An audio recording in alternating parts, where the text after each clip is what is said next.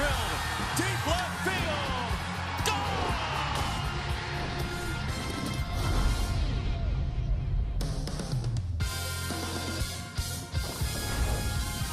Under the blue sky of Chicagoland, the Sox are in search of a bounce back this Sunday afternoon against the St. Louis Cardinals, who jumped back on the field with 2 wins yesterday in a doubleheader sweep of the Sox. But the AL Central is the most competitive top-to-bottom division right now in Major League Baseball. 5 teams separated by 4 games. In the National League Central, the Cardinals have vaulted to 4-3 in second place behind the Cubs, with a load of games coming up in doubleheader week next week for St. Louis.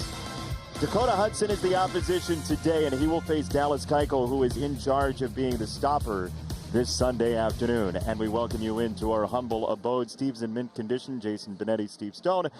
Dallas Keuchel, what has made him so good so far? Well, first of all, I'm glad you're tuning in, because this is guaranteed win day for the Sox. What's made him so good is quite simply he throws ground balls. Gets ahead, his control has been letter perfect, and he puts the pressure on his defense to make the plays, and by and large they have. He's been much better than 2-2, but as you can see, the rest of the numbers are spectacular. If you keep the ball down, you'll keep the ball in the ballpark. It's a lively day. It's warm here, about mid-80s in Chicago. That means fly balls are going out of the park. He'll throw fewer fly balls than Hudson will. I'm looking for good things from the Sox today. You said guaranteed win day. Yes. You're feeling it. I am. So are we then. Go get him. We will. Sox and Cardinals coming up. We celebrate the 100th anniversary of Negro Leagues Baseball. We'll talk to Larry Lester, one of the co-founders of the museum in Kansas City, when we come back.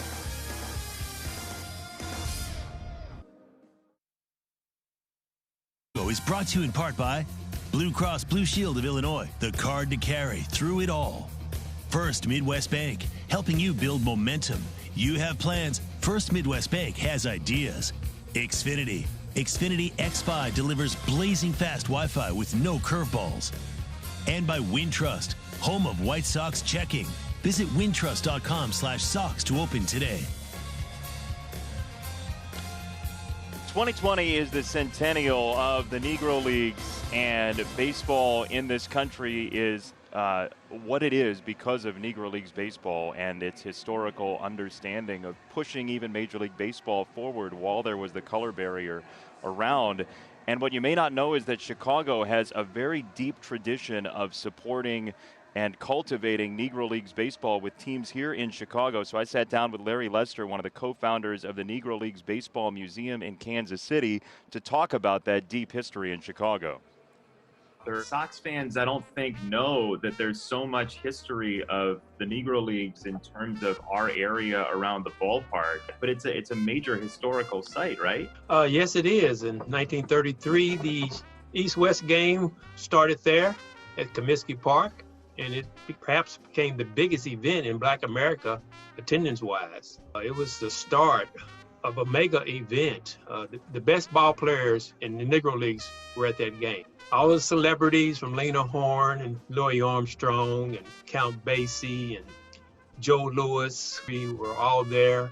All the great entertainers came to Comiskey Park, the south side of Chicago, to see the best ball players in the world play. What's the best way to start getting acquainted with Negro Leagues Baseball? Because there's just so much there. How do you start? What would you say? You could start with the players in the National Baseball Hall of Fame.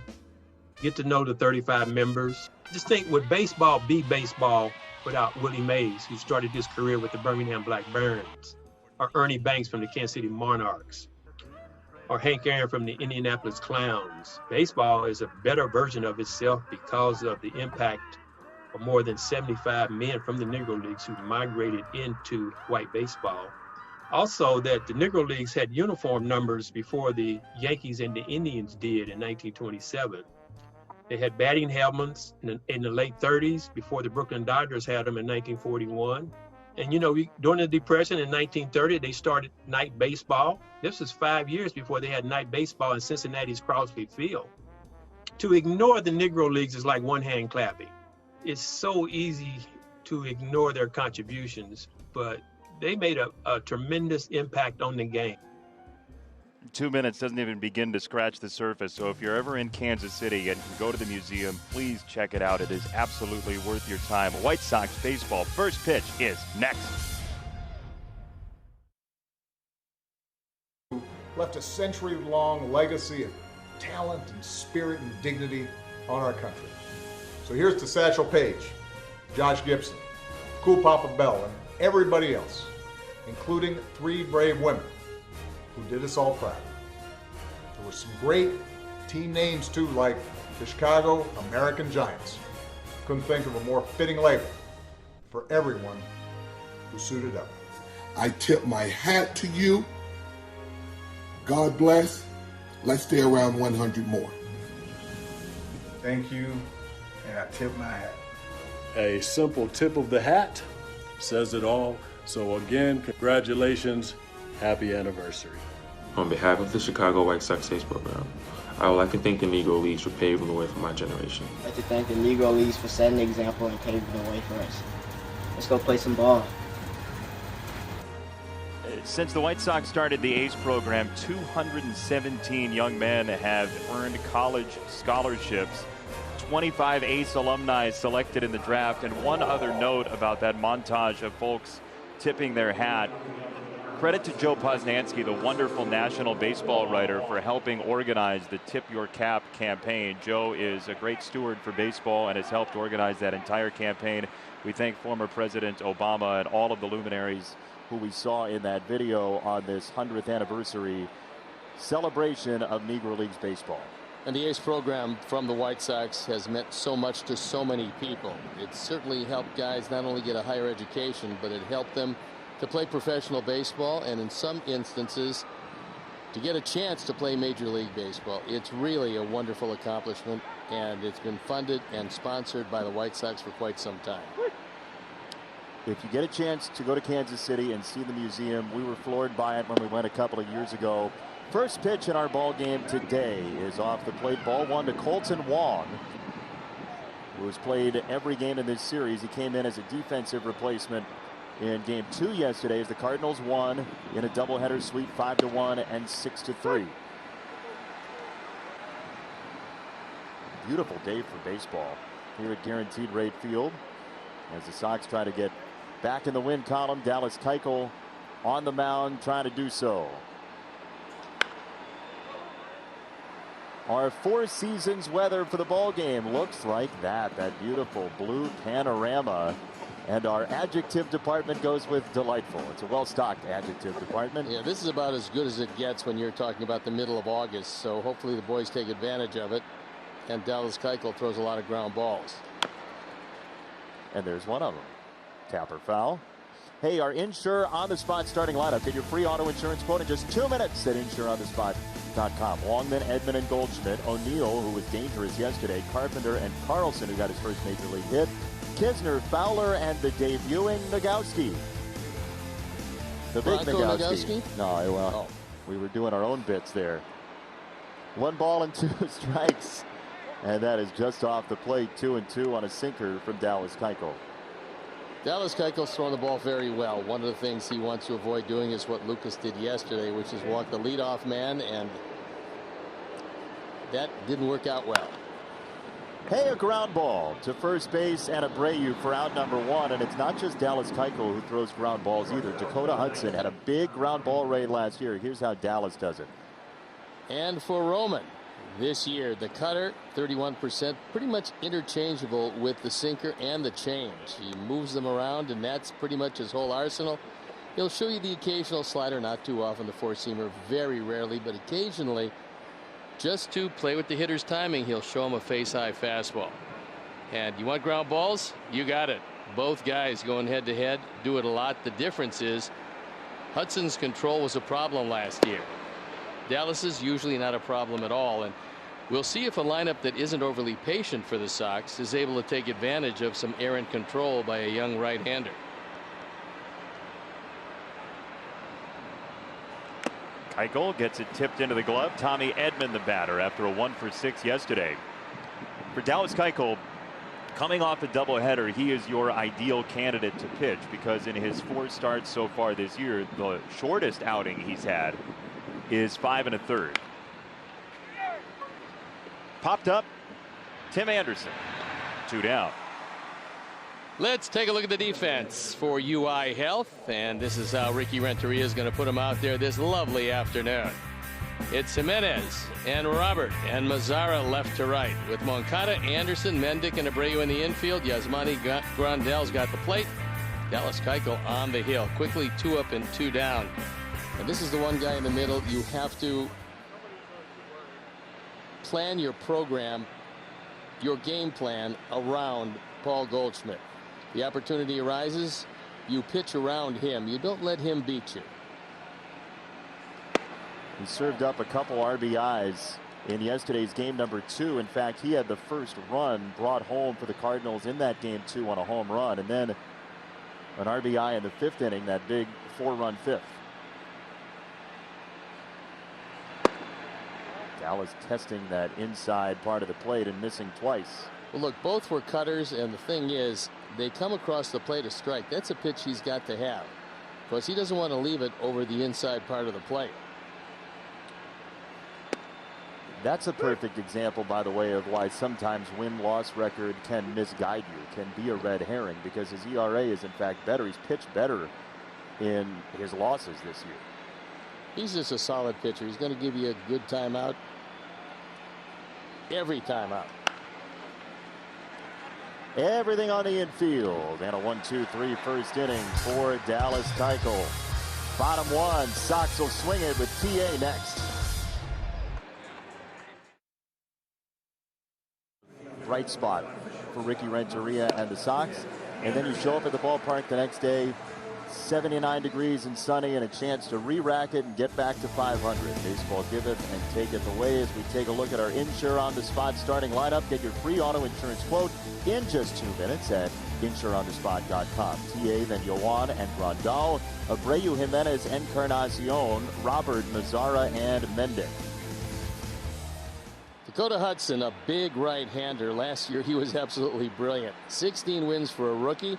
ERA of 3.35. The only blip, 86 walks. It's a lot of walks. Geographically inclined right-hander fires a first pitch, ball 1. And for Roman, you see he throws the sinker a lot. The cutter at 26%. The four-seamer not quite as much. The slider very little, and the changeup, don't worry about it. I miss negligible. You usually do negligible. I do negligible, but one of the things that Tim, and I was hoping he would do, is be patient with Hudson, because you want the pitches to pile up. You want them in their bullpen, and he will fall behind. 3 balls, no strikes behind from Dakota Hudson. His ground ball to fly ball ratio was over 3, meaning he gets 3 ground balls for every fly ball, which was 3rd all time among major league rookies. 3rd all time. No, he is really a top of the line pitcher. And despite the fact that he's very young, he's big. He's 6'5", he's 215. Former supplemental pick in the first round by these Cardinals back in 2016, 34th pick overall. They liked what they saw. They certainly loved what they saw in their minor leagues. He started 32 last year. Cracked foul, first base side. It's our defense, brought to you by UI Health, and there it is. O'Neill, Carlson, and Fowler left to right, with Carpenter, Edman, Wong, and Nagowski. Andrew Kisner behind the plate, and we talked about Dakota Hudson, and that's how Mike Schilt puts him out there today. First base, it's a ground ball, but it's a base hit, and TA is on. Rarely do you see him go 2 games without a hit, and he opens game 3 of the series with a single. He also saw 6 pitches, and that was good. This is in a great spot. It's got some sink on it, and Tim, with good plate coverage, knowing he's got to defend with 2 strikes, just takes it right down the line. Nagowski is off the line, can't get to it. They figured he was going to hit the ball the other way because Fowler was very much toward the line in right field.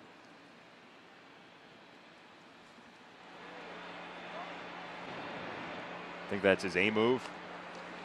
I would think not. That was one where you announce I'm coming over just so I know that you're still at first base.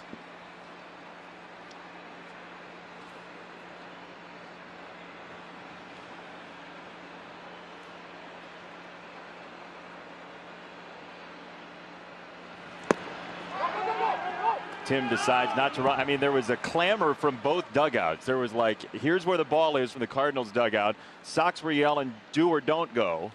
The reason why Tim didn't go is when a ball just goes between the catcher's legs, you can't read it. Right now, he doesn't know between the legs of the umpire and the legs of the catcher. He can't figure out where the ball is. Hear the cacophony from the dugouts. That is my favorite part of these weird games this year, is how much you can hear in terms of reaction from the dugouts and how much these guys really do enjoy being at the field, talking about the game and like yelling at one another across the diamond. As you see, the Sox lead the league in singles, which means the offensive gears are working, but not in a 2020 sort of way right now. And also, all of this noise on the field is not unusual to the game of baseball. It happens every day, but with fans in the stands, you just can't hear anything. 1-1. Moncada cracks this ball in the air, right center field, but should be playable. Dexter Fowler for out number 1.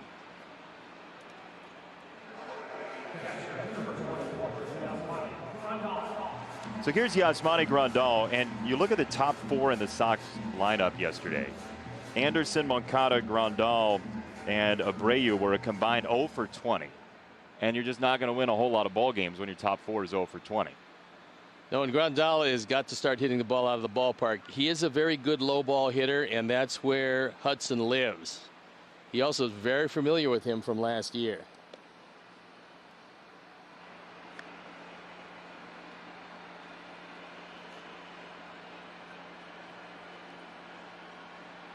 Brewers Cardinals saw each other upwards of 20 times last season. Another throw to first. Grandal is 0 for 7 against him with a walk. You know that he went over those at bats to figure out exactly how Hudson worked him, where he worked him, and how he sequenced his pitches to him.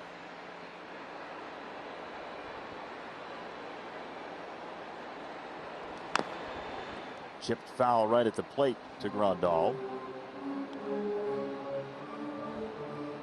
Well, the Sox come in at 10-11. That is 2 games back of second place Cleveland, which has certainly an interesting story going on with Clevenger and Plesac optioned down to their taxi squad team.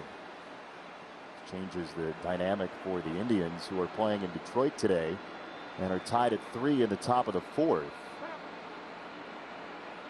Kansas City leads Minnesota 1-0, top of the 2nd. And I mean, look, we are now 22 games into the season. We're more than a third of the way through. So when you think about it, with 38 games remaining, we're starting to approach where the calendar would be normally. I mean, we're turning the corner into September in terms of games remaining, and we'll soon be there in this year.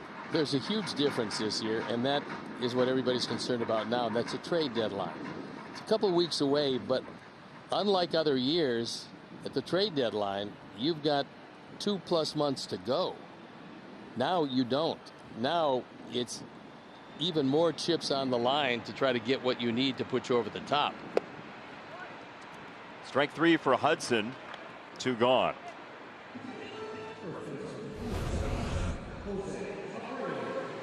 He breaks out what appears to be either a short curve or slider, and he gets them. So the 0-for against Hudson continues.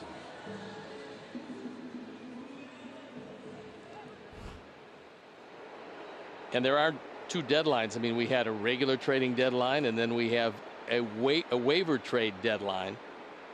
So it's really different this year, and teams are just not going to mortgage a great deal of their future for a rental player, not a month-long rental player. Especially in a season where, depending on how it goes, is how you label that season as an organization, right? I mean, this can be for a World Series, certainly, and there have been talks about asterisks and whatever it might be. what teams have gone through this year, this is going to be a very real championship. At least for my money, whoever wins this thing this year. This is one of the tougher years these guys will ever have to go through. Maybe not physically, but certainly emotionally. And when you do win this, and somebody is going to win it because we hope it comes to fruition, you're going to have to overcome a lot of things that you'll never see again in the game of baseball. So although it's not going to be 162, it's going to be a major accomplishment.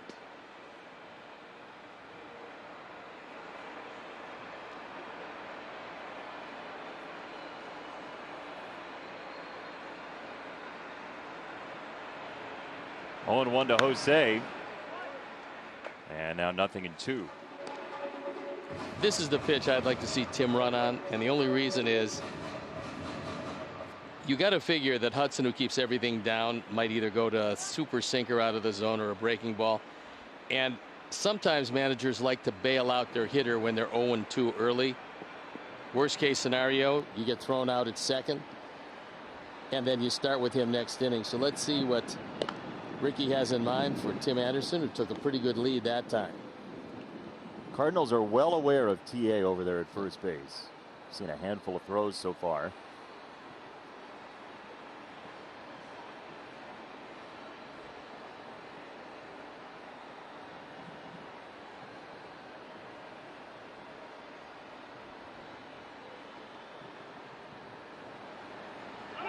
He's off. It's up and in. Throw down to second base is not in time. Stolen base, Tim Anderson. Well, everyone was onto it, and he still beat the rap. Well, you figure it's going to be out of the zone. This one is up and in, and try as he might, Kisnes can't get it down there in time. So Tim is in scoring position. The Sox in a ball game in Detroit looked really aggressive, and perhaps that's what Ricky is going to employ today to break this team out of the doldrums.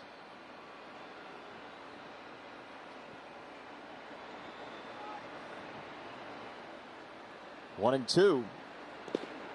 In the dirt, 2 balls, 2 strikes. That is the first stolen base attempt by anybody in a Sox jersey not named Luis Robert. We're going to see more of that, certainly from Tim Anderson.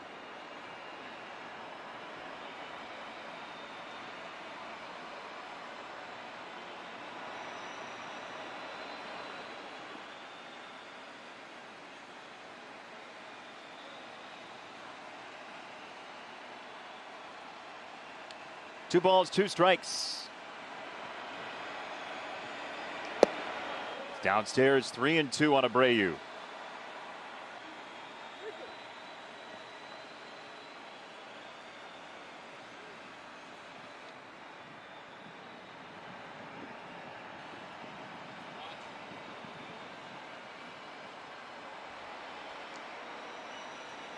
Three balls, 2 strikes.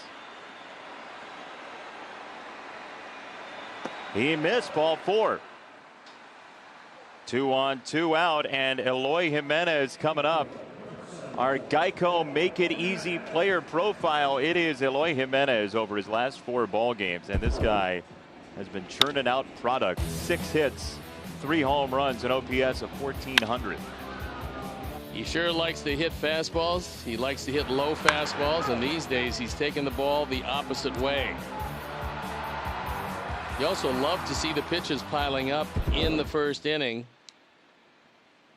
And Hudson doing what he did a lot of last year when he was really good, by the way. I don't mean to diminish what he did because it was outstanding for anybody, especially a rookie. But control is a factor. Consequently, the pitches do pile up. Yeah, you're just saying if there's any Achilles heel, which there is, it's the command.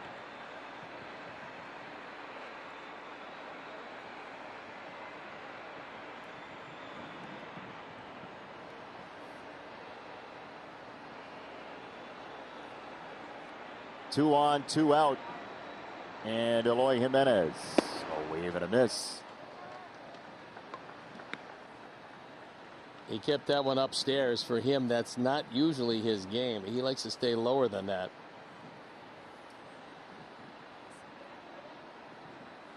Tim Anderson's going to run on a base hit on any one of the 3 Cardinal outfielders. We've got Carlson in center field. We've seen him now at all 3 outfield positions in this, his first series in the major leagues. So he shows his versatility. Looks like he'll be able to swing the bat. And it appears that the Cardinals have a good one.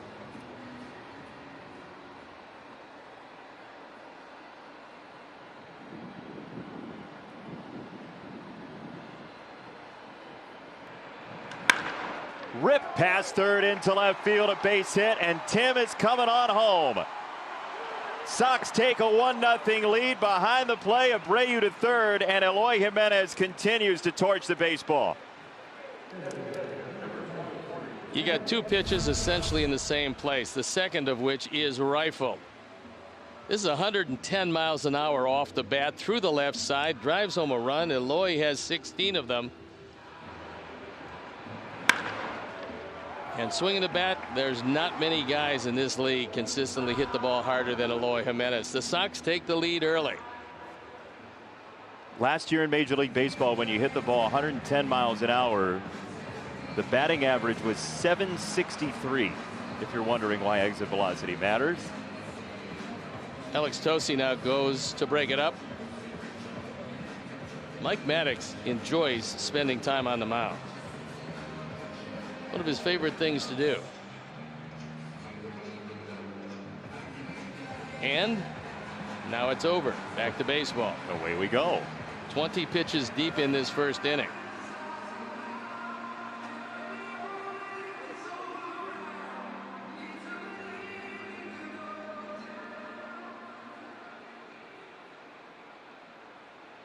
Edwin Encarnacion, this would be the perfect time for him to get untracked. We saw the home run in Detroit, and he takes ball number 1.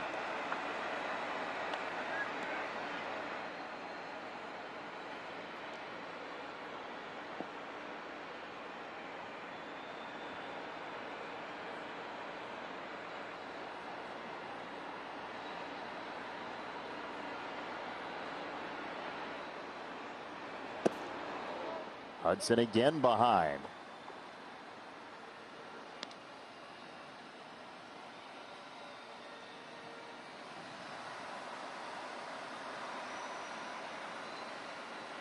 Two hits, 1 walk, 1 strikeout in the first inning so far. 2-0 for Edwin and a throw to first. Boy, Hudson, I mean, we've seen him take off his cap. We've seen him walk around the mound. We've seen him throw to first a lot. That pretty much shows you that, at least to this point, he doesn't have a lot of confidence in his stuff because he's not going right at hitters consistently with the idea that I'm better than you today, at least to this point. Edwin a drive to center field. Carlson back. He's at the warning track, and he makes the catch to retire the side. Sox get the first run today. It's 1-0 after 1. Look past game 4 of this season, the last 17 games since July 28th. The Sox staff has actually done very well for itself. 4th in ERA in Major League Baseball, 5th in strikeouts, and 7th in home runs per 9. And a lot of that credit goes to the bullpen for being pretty well a shutdown bullpen. But overall, the Sox are pitching better than you might expect. Look, the bullpen had a tough time yesterday, but by and large this year, the bullpen has really been one of the bright spots, especially when Aaron Bummer was around. We know that he's not, but it's giving our young arms a chance to show what they can do. And when I say better than you might expect, it's simply that the team's 10-11. You might think that the pitching would be middle of the pack or worse, and that's not the case for Don Cooper and his staff. I love the last pitch called by Alex Tosi because that's just a couple inches or so off the outside corner. If Dallas can live there, he's going to be hard to hit. Watch it again. It's called strike. He'll take it. There's a couple guys from Atlanta that went to the Hall of Fame using that exact same location. Greg Maddux, Tom Glavine. They threw it there, consistently there. Feeling around for it again. It's 3 balls and a strike.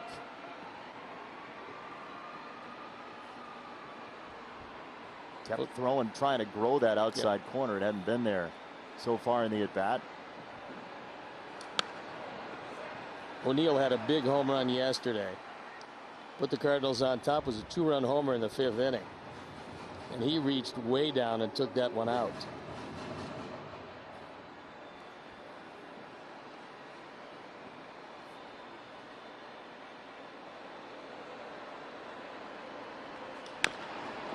On the ground at third, Yoan plays a high hop, and Jose extends to make the catch for out number 1. Yoan got trapped that time, and he got trapped because he was thinking about the short hop. He hadn't retreated for the long hop, so he got one in between, which is the toughest of all hops. Watch it again. He comes in, he's thinking about trapping it, but he doesn't have a chance to do that. He does know that O'Neill runs well, so he has to get it, but that long hop is the most difficult of plays for third baseman. That was like, here, look how quick my hands are. I mean, you don't want to rely on that, but it shows you the skill he has hand-eye coordination-wise. And there's strike 1 on Carpenter, who is 1 double away from Frankie Frisch on the all-time Cardinal list.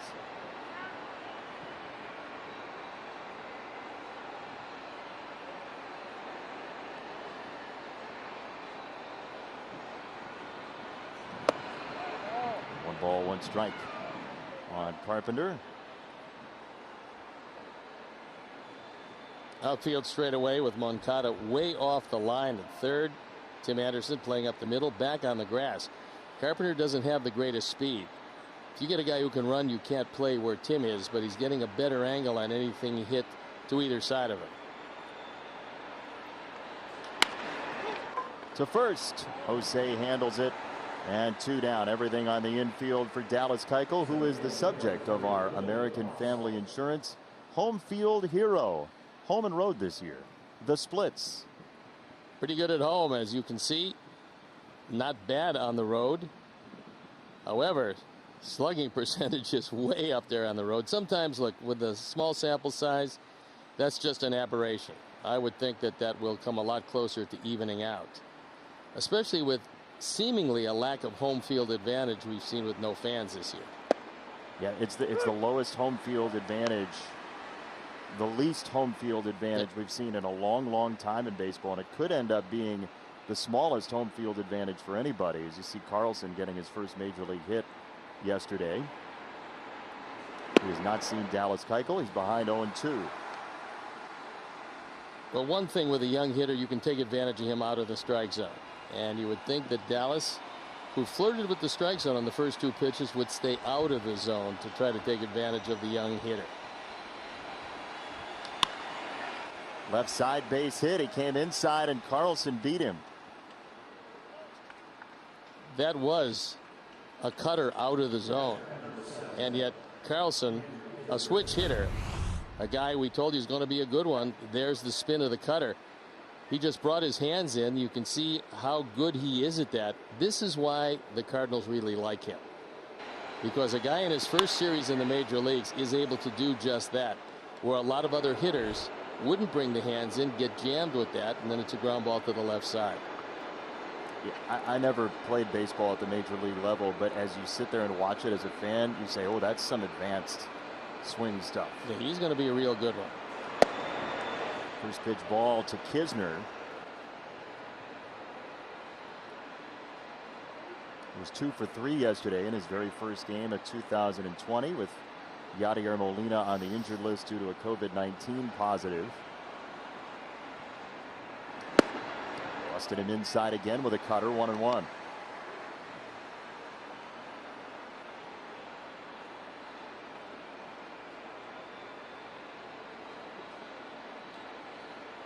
Kisner, a teammate of Carlos Rodon's at NC State.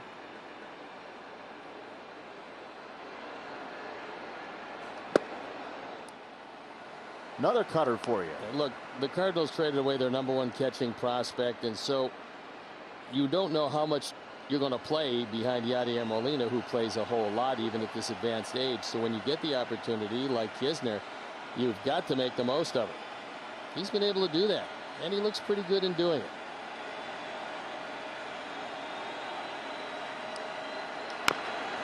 Chopper left side. Moncada creates his own hop and flings it to Jose to end the inning. Carlson marooned at first. Sox by a run on this Sunday. Sox Sox fans. I am Kimora Scott. I am from Richmond Park, Illinois. I am 12 years old, and I'm today's Toyota Junior PA announcer. Now batting, number 88, Lewis Robert. It'll be Robert, Mazzara, and Mendick, and we thank Kimora for introducing the Sox here. I believe Teddy brought us some luck yesterday. So maybe Kimora can do the same. That would be nice. A couple of runs in that inning would look really good. Sox are up a run on an Eloy Jimenez RBI single. And Robert behind that sinker at 93 from Dakota Hudson.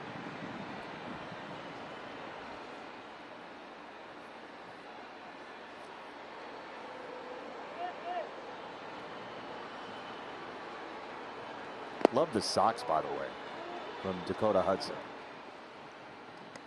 Very colorful. And very, very high. Oh, yeah. I think that'd be a good look for you from now on. I wore mine relatively high. Ooh, Hudson was ready. And he underhands it on to first. Back to Kimora Scott. Now batting, number 30, Nomar Mazzara. Good job, Kimora. If you're looking for a day where Nomar Mazzara starts to swing the bat, this would be a nice day for it. Not only because he's due, but also because this seems to be a nice matchup for him. I don't know how many times he's seen Hudson, but Hudson likes to keep the ball down. Nomar likes to hit it there. And we'll see if down produces a little more bat speed, something that he's had some difficulty with. Check swing didn't go. Breaking ball 1-0. Well, look, Nomar Mazzara's power has been very consistent in his Rangers career. 20 home runs, 20 home runs, 20 home runs, 19 home runs in his time with Texas in 4 seasons from 16 to 19. Well, the biggest difference is a full season, a full spring training, and no COVID at all. So, you know, this is an unusual year for a lot of guys, a difficult year, certainly coming over to try to establish your worth to a ball club. It's as much physical as it is emotional for these guys. They want to do well. Sometimes when you don't start off well, it starts snowballing on you. Well, you imagine for a pitcher who has one tough outing, and then there's a second one, maybe 5 starts in, you know that you've used nearing half of your starts for the year. How do you get that out of your mind that it's going to be real difficult to get your ERA down? You break the hole down to its simplest parts. If you do it a pitch at a time, and don't allow anything else to creep into your mind, you will be successful. Second base on the ground for Colton Wong, who is very secure at second and 2 down. Your 2020 Chicago White Sox presented by Guaranteed Rate. Talk about a home field advantage. Guaranteed Rate makes mortgages easy. Visit rate.com today for our friends at Guaranteed Rate. I think you should say your name before you do the live reads like people used to do back in the old days. Steve Stone for Guaranteed Rate. But the cards have you or your name on this one after the actual title card. You could ad-lib it. I could add that. That's too difficult. You have a limit on your ad-libs? The ball 1 to Danny Mendick.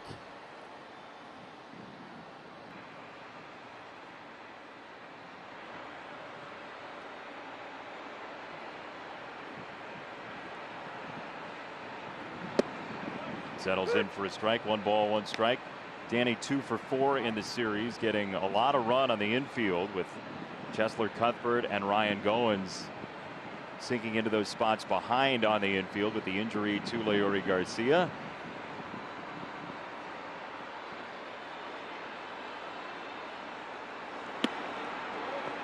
What Danny's going to have to adjust to is Hudson started off 3 pitches and he tried to throw them inside.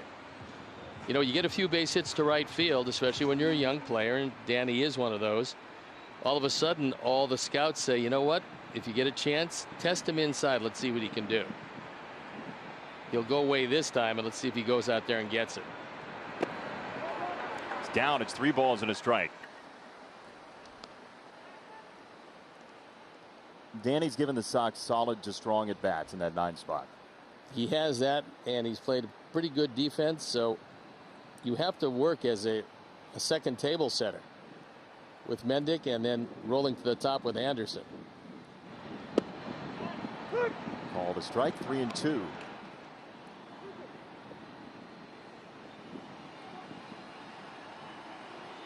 $11 for his last 31 is very good.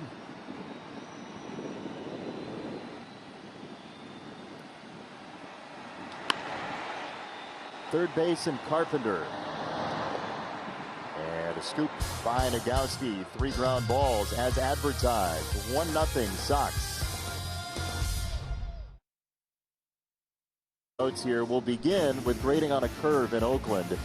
In the 9th inning, one more time, the A's have rallied, and they are 12-2 in their last 14. That's actually news. It absolutely is news. Clint Frazier, the masked man, 5 driven in, 11-5 over the Red Sox. That's more a note. Okay. It's a tiebreaker. Bieber Mania, 11 strikeouts against Detroit. That's always news because he's become one of the best there is in this game. He's unstoppable at this point. Well, he throws all strikes. He had great stuff, and now the velocity has ticked up a mile an hour or so. To right field, Mazzara hustling over, and Nomar gets there to make the catch for out number 1. Nice play by Nomar Mazzara. Well hit by Dexter Fowler, who hit a line drive rocket. Picked on the first pitch, and Mazzara was there. This is right down the middle. And Nomar able to chase it down. You know, we were talking about that ball to right field yesterday that we talked about likely should have been caught. If Nomar Mazzara gets that jump, I mean, that's the jump he's capable of out there in right field. He would have had a much better run at that ball in right yesterday. So good to see Nomar with a bounce back there on a very nice play in the alleyway. Well, it started with a decent at bat. He hit the ball hard. Unfortunately, hit it right at Wong. So maybe things are starting to pick up. 0-2 on John Nagowski, who was plucked by the Cardinals out of independent ball, and he makes his major league debut right now. Pretty good numbers last year at AAA. Off the mound, that eats Mendick alive, and Danny still handles it while getting handcuffed. That is a really difficult play. Well, it does help that you've got a catcher running, although Nagowski got down there pretty quickly. It takes an unusual hop. You don't expect it's going to hit the mound like that on the first hop, but then it comes up, almost handcuffs him. But for you young infielders, if you stay in front of everything you have a chance to stay in front of, do that. So inevitably, when the ball pops up, it's not going anywhere. You're playing that off to the side that goes into right field. You can't really know what kind of bounce you're going to get off the mound, can you? Well, you can't. No, you really can't anticipate it because sometimes it flattens out, sometimes it takes a high hop.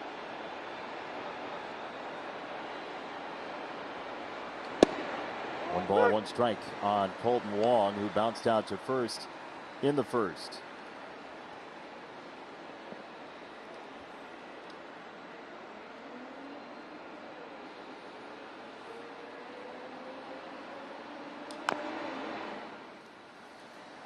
Steve Stone here to tell you tonight a pivotal game.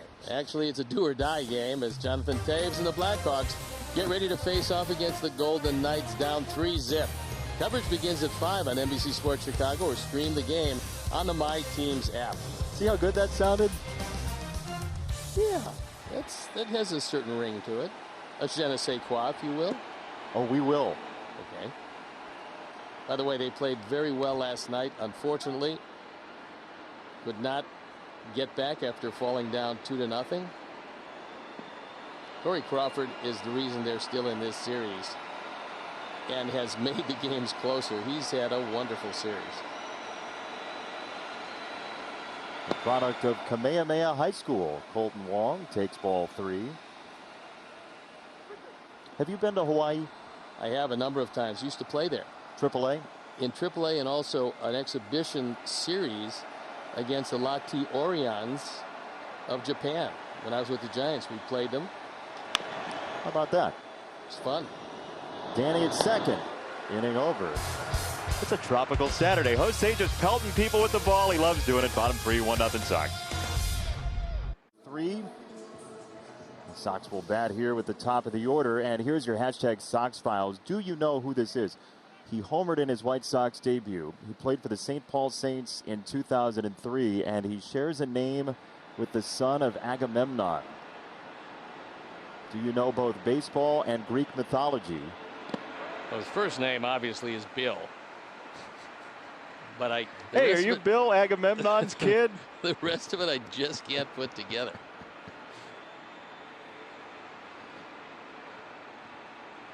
Chip off the old block, that Bill.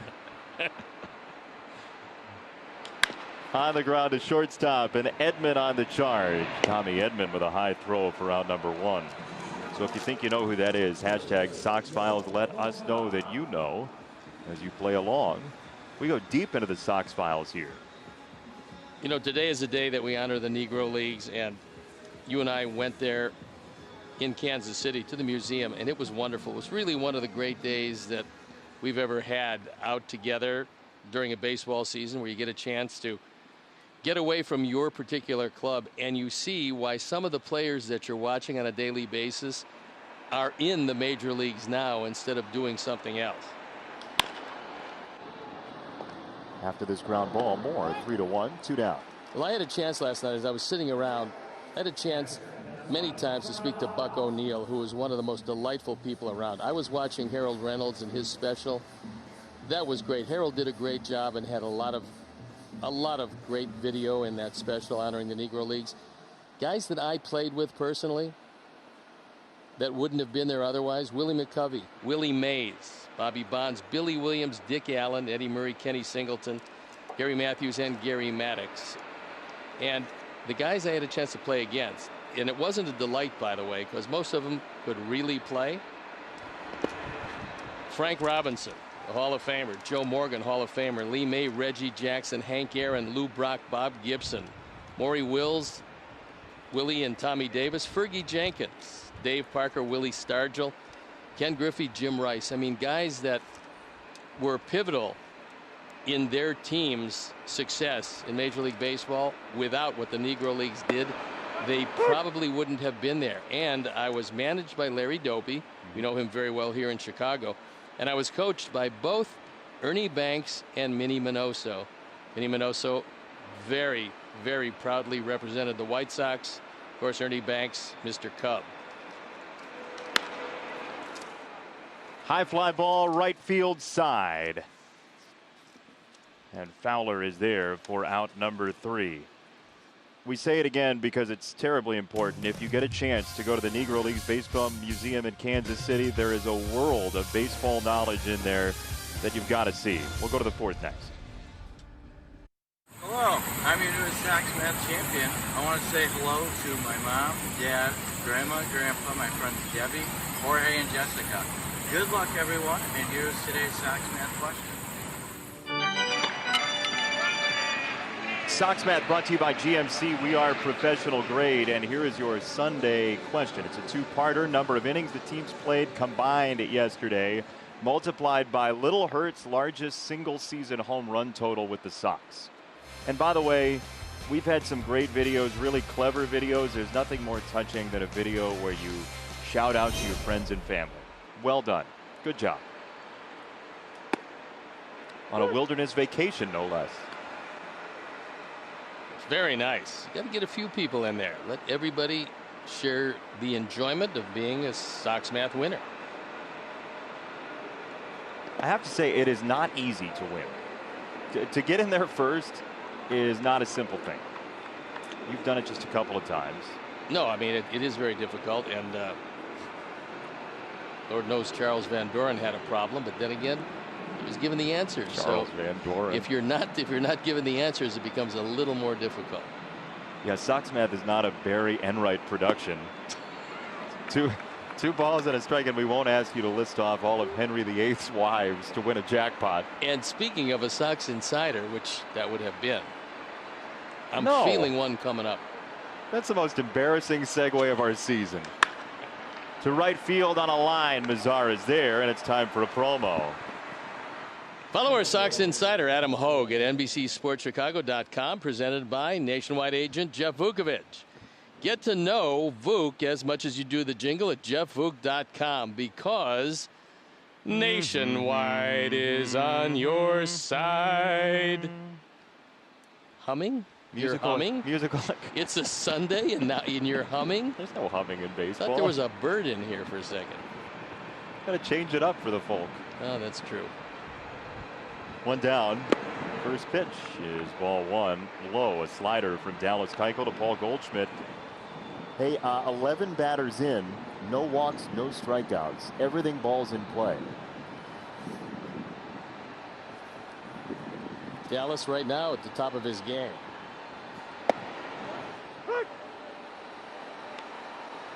This is the one guy, however, that you just as soon either if you go in, you go way in off the plate, or you stay away from and try to force him to take it straight back up the middle. 2 balls and a strike on Goldschmidt. You take a look at most barrels since 2015, that perfect sweet spot of exit velocity and launch angle, which normally gets you a home run. He is 6th in all of baseball, Goldschmidt. But Dallas Keuchel is a ground ball machine. And entering the weekend, the league batting average on ground balls was .213. The league batting average on line drives and fly balls was .391. That's why ground balls matter in baseball in 2020 especially. Well, 3-2 count, what you'd like to see is a replication of the 2 pitches ago where he threw a backdoor cutter. Hitters have a tendency to give up on it. I think that's one that's going to sink. Inside, it's ball 4. It's the first walk of the ball game for Dallas Keuchel. Hey, play the 50-50 raffle for your chance to win and support White Sox charities. Sox Split, presented by Wintrust, is on sale now until the end of the 7th inning. Take advantage of the special today for the Negro League Centennial. 100 tickets for $20. 100 tickets, $20. Current jackpot right now is at $552, but that's going to grow as people hear about that special. And you can get your tickets at whitesox.com/SoxSplit, valid for Illinois residents 18 and up.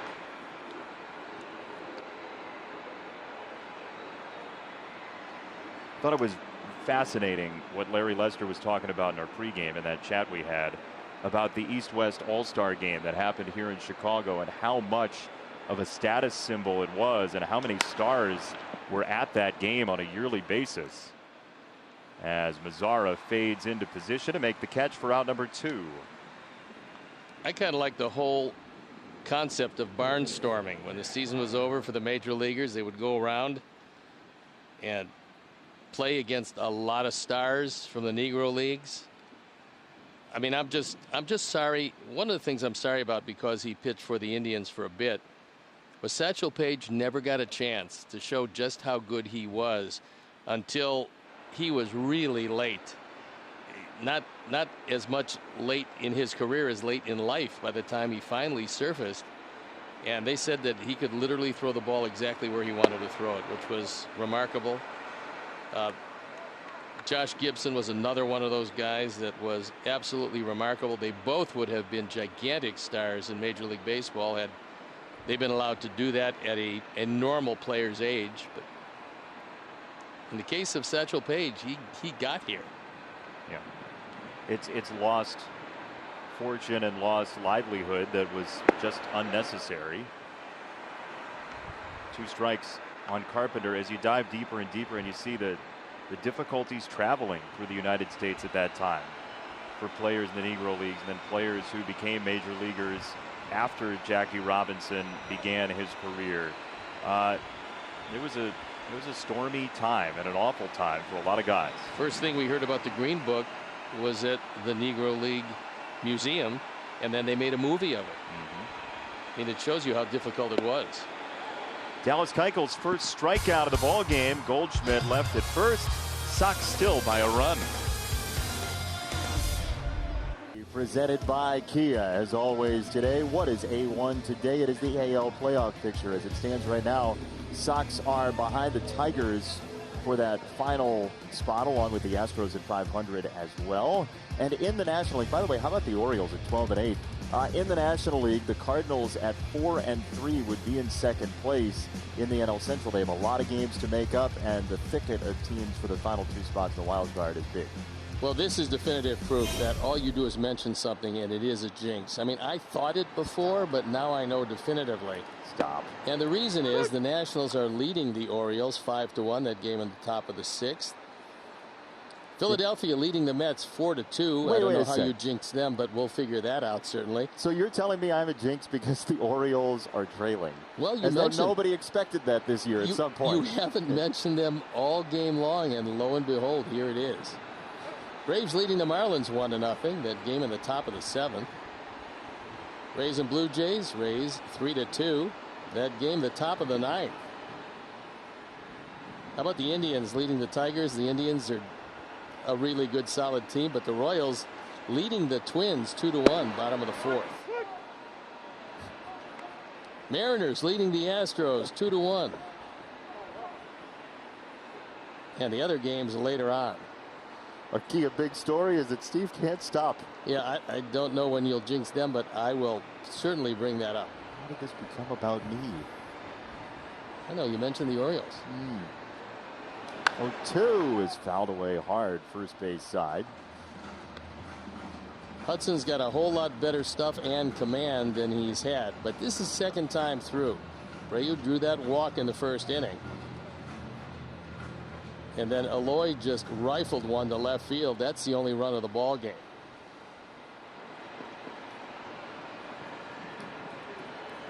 He's scoreboard Steve. I'm Jason.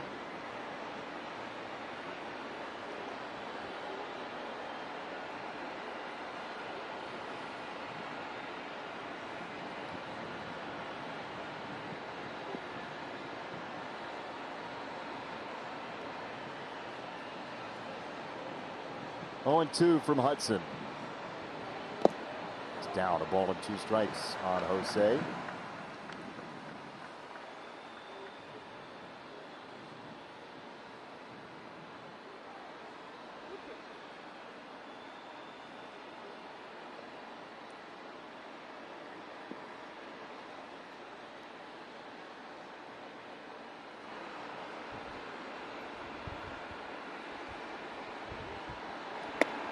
Checked his swing. He didn't go. Nice hold. 2-2. That was a good breaking ball by Hudson, and Jose did a nice job of making sure he wasn't called out. This is pretty close. But no, checked it up. Good call by Chris Conroy. He got strong hands. That's the one characteristic. I've seen big hitters and small hitters and wide hitters. They all have very strong hands. If you don't, you really can't hit. Wave and a miss, strike 3. Jose's path barricaded by Kisner, and 1 down as we have a Sox Math winner for you. It is Steve-O White Sox. 14 innings combined yesterday. 6 is Craig Graybeck's largest single season home run total with the White Sox. His 6 home runs in 1991, his second season. We were just talking about Craig Graybeck the other day, so he shows up in Sox Math. Steve-O White Sox was number 1. Clinton Cole, the White Sox writer and Purdue Boilermaker fan, came in second today. Clinton had a shot at it, but won the Sox Math silver medal. For coming in second, Steve will show up at your house post-pandemic and rattle off Major League Baseball scores. Yeah. Especially the Baltimore score. Thank you for that. Actually, it has been remarkable what they've accomplished so far. I don't think anybody could have predicted that. We knew there would be some strange occurrences in this season, especially early in the season. Baltimore is one of the strangest with what they've had to fight through. Well, we saw it close up at Camden Yards end of April last year. The Orioles have young, offensive talent specifically. There are some young offensive players. Then when Adley Rutschman invariably gets there, he's going to add to that. But Santander, Rio Ruiz, among others, there's some talent in Baltimore. Santander has been surprising, and you're right about Rutschman. Switch hitting catcher with power. I mean, out of a high-level program. He's going to get there fairly quickly. When he does, he should be there for a while.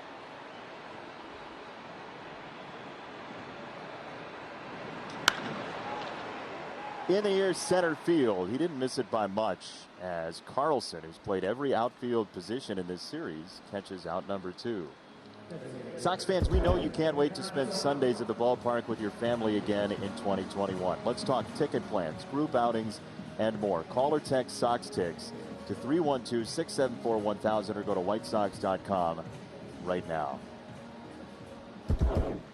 We look forward to that day, that day, whenever it is, when we can have fans back in the ballpark. It is going to be a holiday. You are not kidding. And the players are really going to appreciate it because, you know, when you're home, you draw off the energy of your fandom. When you're on the road, sometimes it gives you a great deal of incentive if they're booing you. And if you're a good player, you're going to get booed on the road. And if you're not a good player, you're going to get booed in a lot of cities on the East Coast. It's just what happens. It was a regional joke. Yeah. Where did you hear it the loudest when you were playing? I was the first free agent the Baltimore Orioles signed, and that team went on to win 102 games, and I was under 500 for a good portion of the first half of the year. I heard it the loudest in my home park. Yeah, they used to tell me go back to Chicago. Is that right? We don't need you here. I used to yell at them, yeah, but you're paying my salary, so keep coming out. Oh, you did? Yeah. That was a precursor to your Twitter feed. Well, kind of like that. Yeah, I was never one of those live and let live kind of guys. There's a wave and a miss. Strike 3. Well, look, we just love how forgiving you are. We decided to give you a standing ovation for being so forgiving. Thanks, everybody. Friendly Steve. It's presented by Xfinity and me. What? And there it is, a little defense. There's been actually a lot of defense as Dallas Keuchel continues to pitch to contact, and the boys are equal to the task. Nice play in right center field by Nomar Mazara as he runs it down. And this one off the mound, another difficult play made. Jose made that look easy, especially with the ball changing speeds in midair. I mean, that is really difficult for a first baseman. He slowed it down.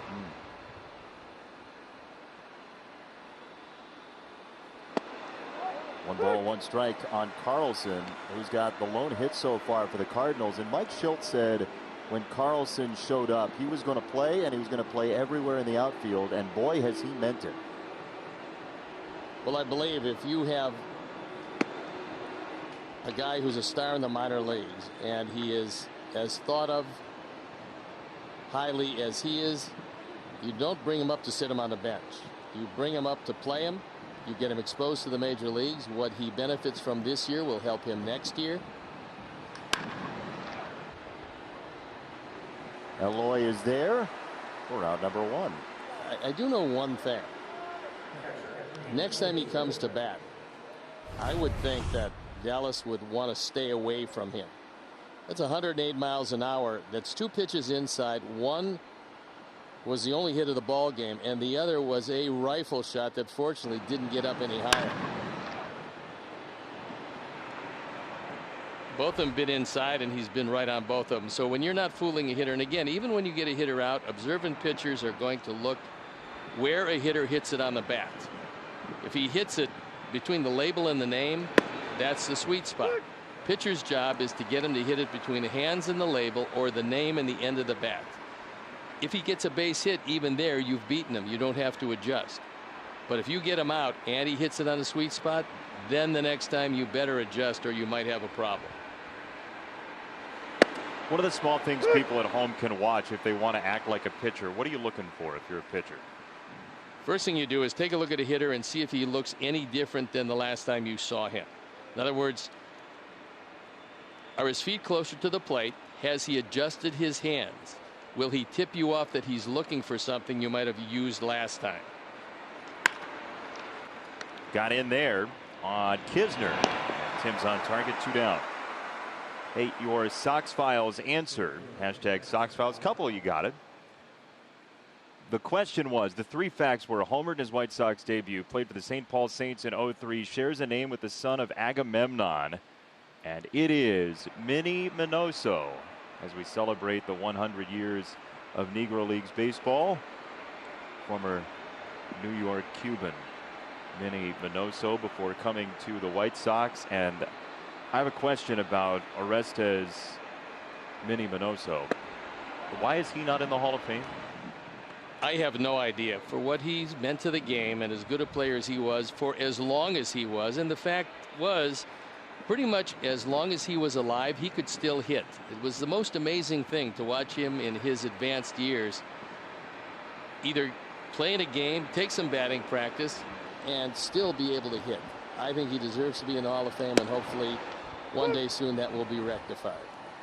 I mean, when you think about what he did across the game of baseball, I mean, he went from the major leagues and he played in the Mexican League for a long while. He came back and took those swings with the St. Paul Saints, obviously independent ball, but with the Sox as well at age 54 in 1980. Yeah, it's remarkable. It really is. To be able to do what he did over the course of his career.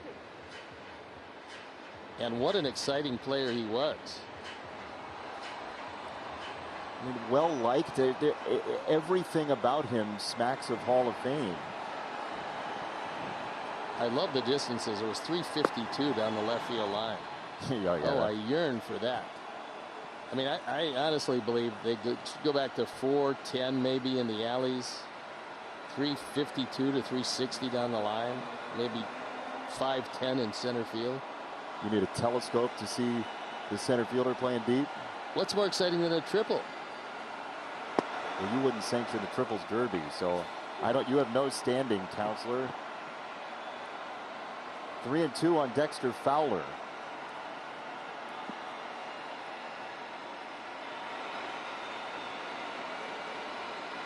Two down, top of the 5th.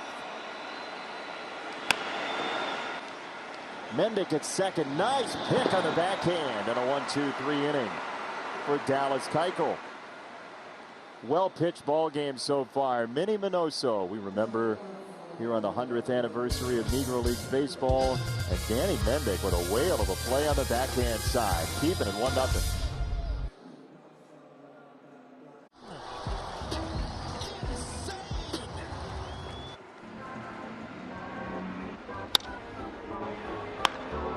At the track and the wall, it is gone.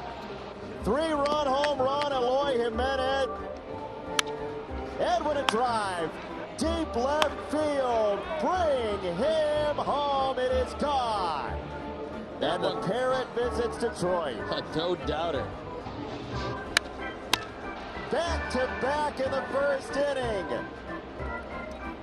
You didn't even take a swig of your drink yet, and it's 2-zip.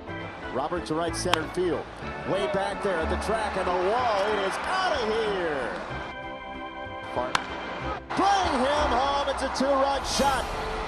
Eloy Jimenez goes. More of that, please. More home runs as the Sox lead 1-0. And we thank you for joining us on this Sunday as the Cardinals go to the bullpen. Got a new pitcher, Roel Ramirez. There you look at what he did last year. This is major league debut. ERA just under 5. A lot of strikeouts in 75 1/3. Kind of happy to see Hudson go. He had very good stuff. 2 swings and misses by Robert on breaking balls. When the Cardinals decided to part with Tommy Pham on deadline day 2018, part of the return was Roel Ramirez. We saw Genesis Cabrera part of that deal as well yesterday. But yeah, Hudson was very good. 4 innings, 2 hits, the 1 run. Sox got to him in the first inning, and that's that. It looks like Ramirez might use a splitter as well as a pretty good overhand curveball.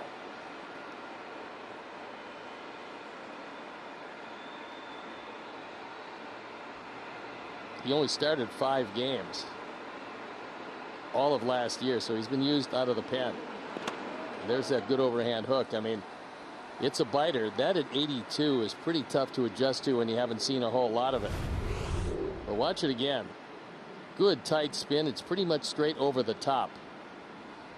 And it's a spike curveball. Some call it a knuckle curve. Everybody has a different name for it, but it's the index finger actually spiked and then the rotation given the ball. It almost had a screwball-like trajectory as it came in. It actually depends on how the hand position is when you release it. It can actually move into right-handers.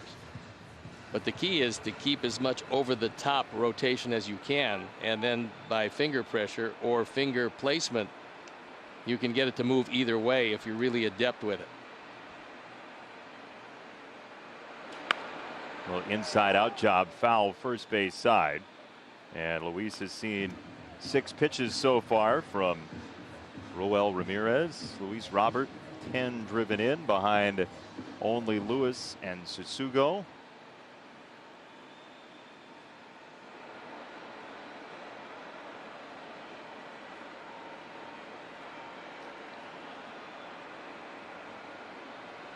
Two. He struck him out. 1 down as we go into the studio for Chuck and Ozzie.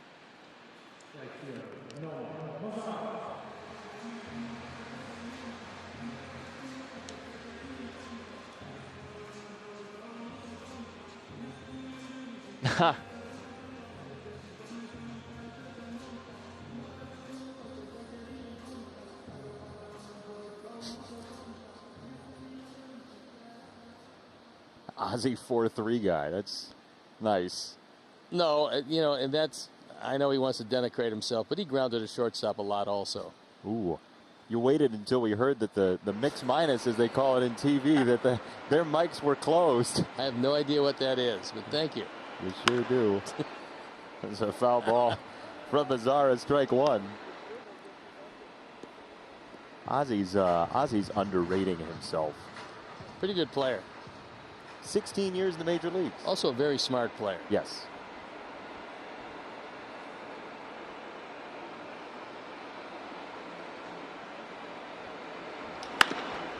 On the ground and through. Base hit, Nomar Mazara.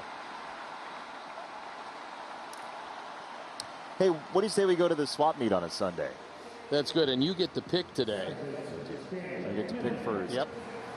So here's the problem. While Ozzie was talking, I just pulled up his baseball reference page, and I was actually going to ask you how many triples he had. And I would have said 69. I was going to ask you over under 60. So I'd take the over. I am going to take the person on the right because I know it's Ozzie Guillen.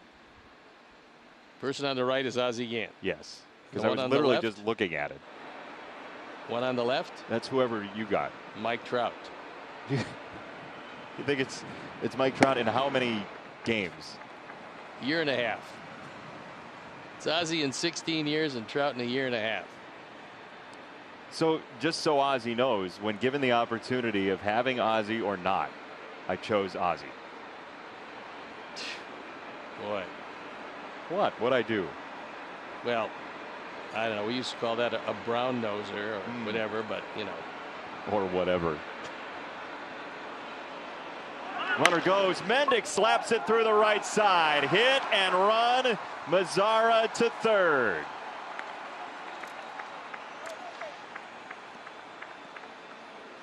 A baseball team doesn't look more alert and alive than when they are moving the base runners. And Danny Mendick, a perfect guy to do it with. We told you he likes the ball away. He slaps it to the right side, and through the vacated right side, you see what happens. Wong was heading to second base. And Mazara on to third, so a chance to build on this lead as Mike Maddox goes to the mound once again. So something to bear in mind if you're Nomar Mazara. You don't have great speed. However, You got a pitcher on the mound in his first major league appearance. That's number one. Number two, he throws what appears to be a splitter or some sort of short breaking ball, as well as a good curveball, and he throws them both down in the dirt. So number one, two things come into play. If you're Anderson, you're looking fastball, not wanting another run to score. And number two, if you're Mazzara, you're looking for something in the dirt, perhaps to score. Tim only had 6 times last year when he went back-to-back without a hit. That's how consistent he was last year, winning the batting title. And he's already got a hit and a run scored today. Very difficult to keep him down for long. When he leads off an inning, he's going to find a way more times than not to score.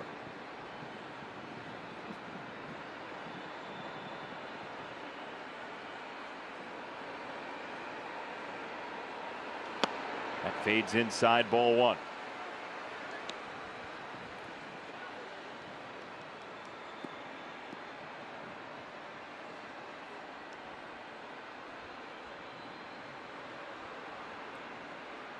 Roel Ramirez in the minors since 2013.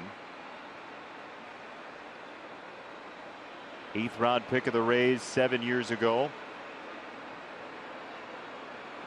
Throws on to first.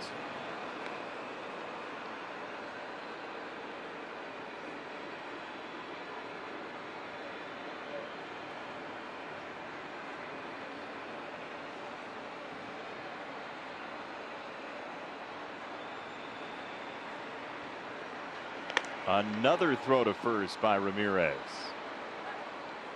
2 guys in their first major league games. Pitch and catch there from Ramirez to Nogowski.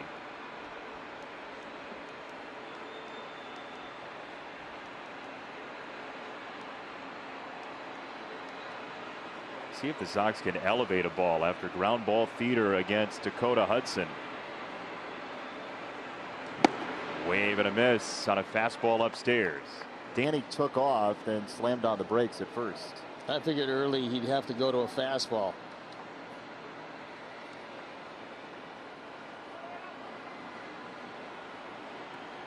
Kisner's probably getting some help from the dugout as to what sequence they want to use.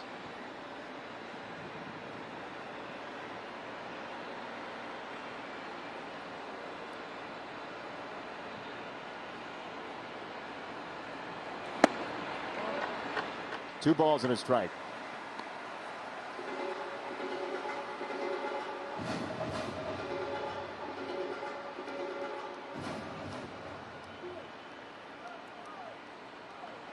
Ramirez really taking his time out there in his first major league game. He's bogged down with 2 runners surrounding him.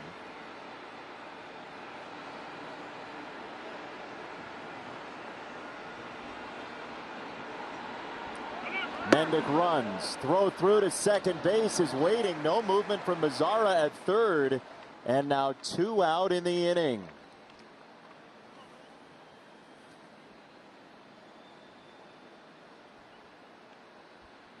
Ouch. That's a really good throw. And they decided to throw through, and they had the ball waiting for Danny when he got there.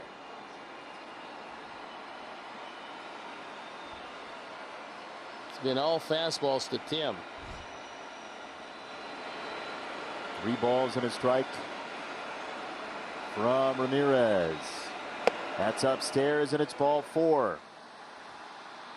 2 on, 2 out from Moncada.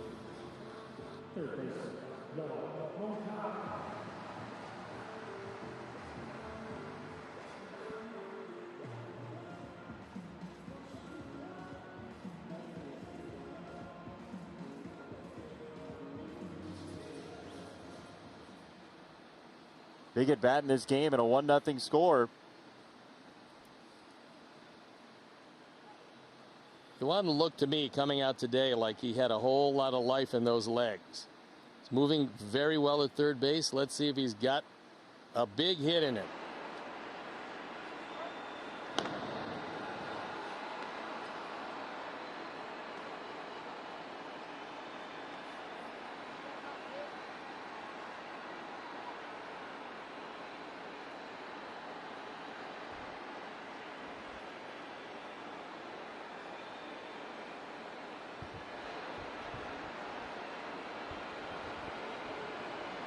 long hold. Really, yeah. Time's coming at some point when pitcher holds for that long.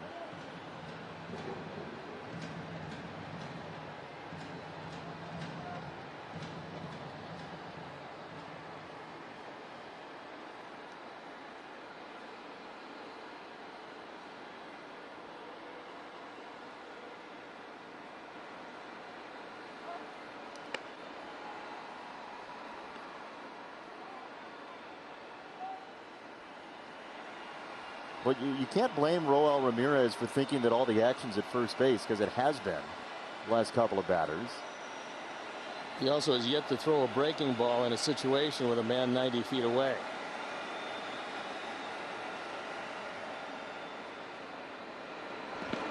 In the dirt, there goes Tim from first, and he reaches second base. And that's why.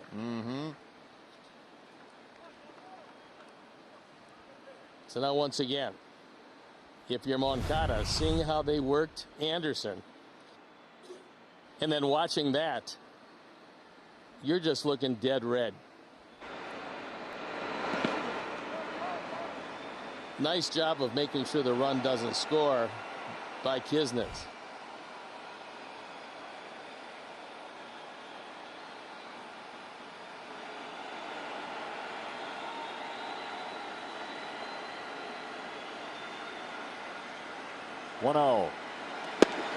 Ooh, boy.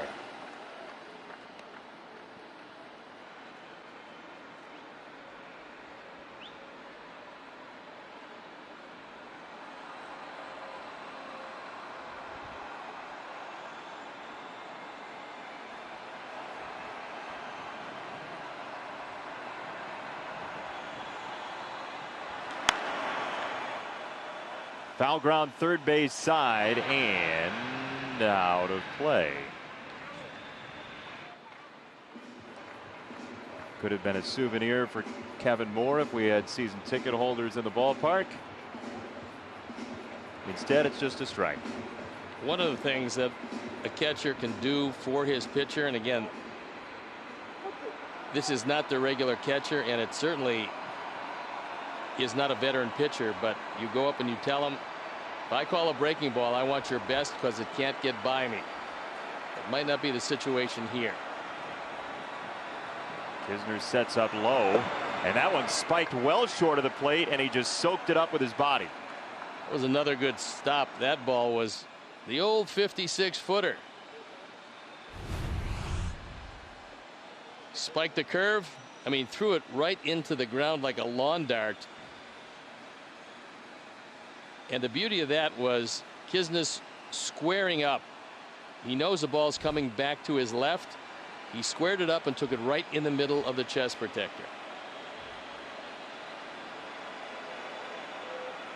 On 2-2, Ramirez to Moncada.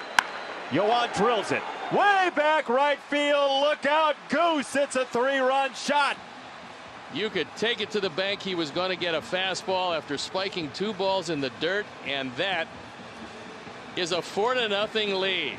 Yoan has a little extra step today, a little pep, and he took it out way back, 4-17, and just like that, a little daylight between the Sox and the Cardinals. Yoan was 0 for his last 14 until that one swing of glory, and the Sox lead 4-0.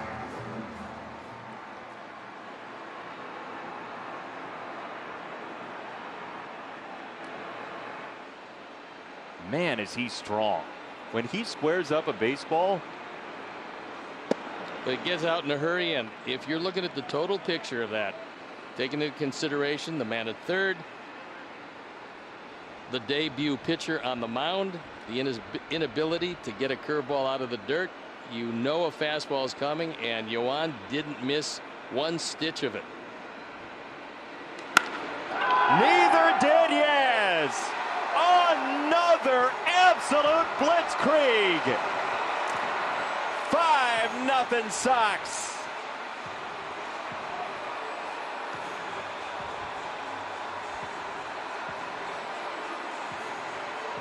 Back to back. That's number 1 in a White Sox uniform. Number 1 of the year for Grandal. A fastball down the middle and gone. Ford home run replay. Yikes. Bisected the plate. And out of here pretty quickly. How do those lyrics go? Groovin' on a Sunday afternoon? A couple were. It's certainly that. Sox have gone back-to-back 3 times this year now, and twice this week. Oh boy, that one a line drive to left field, and bring him home. 3 in a row. Abreu has the last one, and Tim's having a party.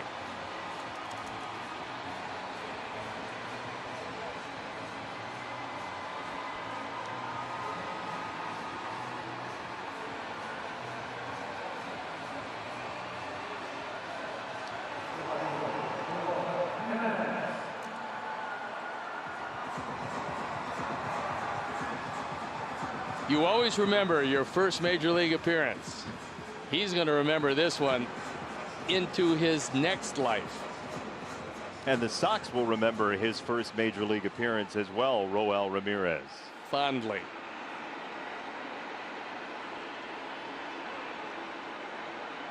Eloy, one more. Yeah, that was going to be ball 1. I mean, you could see that coming across the Atlantic, that wasn't going to be a strike.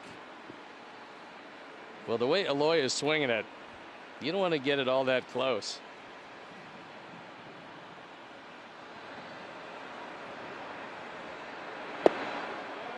That's downstairs, a curveball, 2-0. This is more like it, huh? Well, let's just say it's a bit more fun than yesterday.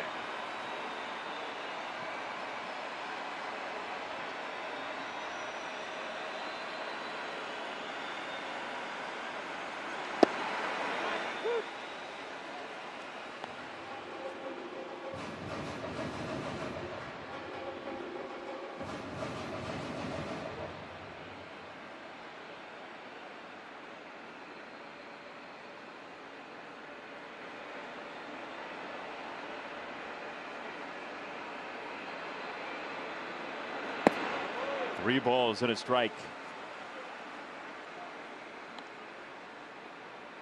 Lonely place right now to be out there on the mound. And the bullpen is just about ready to go if Ramirez can't get out of this one. It's a fastball away, Eloy. Let's see if you can take it to right. He does have some opposite field power, Mr. Stone. This is foul. It's 3-2.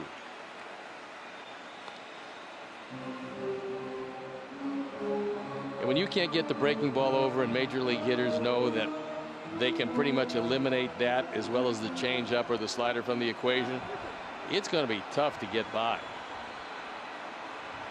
But a very tough first outing for Ramirez. In the air, left field. Eloy Jimenez to the line and gone again. 4 in a row and a 7-0 lead. You can't get the breakie over. It's not a good thing as Eloy takes it way back. O'Neill didn't even move in left field. I mean, that one was gone when it left the batter for a home run replay. It's up, it's out, it's gone. It was his attempt at a slider that didn't slide and maybe a splitter that didn't split. But at 85, it was right in the middle of the plate and it's out of here. So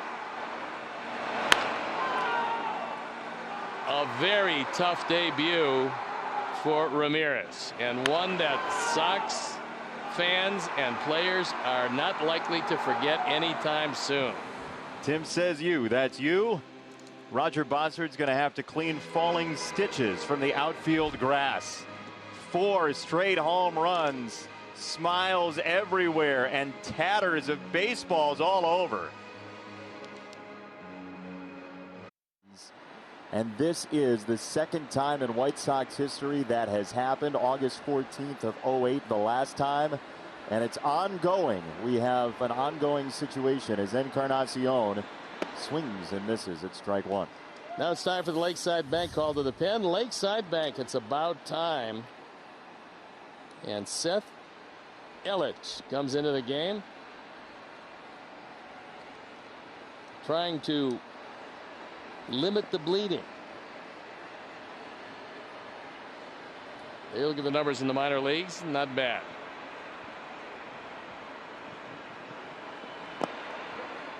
Well, he's got breaking stuff. 0-2. He does indeed, and well, what a tough time for a young pitcher. Not a whole lot of people are going to feel sorry for you in this game, but you just don't throw a 4-spot back to back to back to back ever in your career. That is strike 3, and the inning is over. The Cardinals came up here in rental cars and buses, but they're going to need a bigger boat. 4 straight home runs. Moncada, Grandal, Abreu, Jimenez. Record power. 7-0.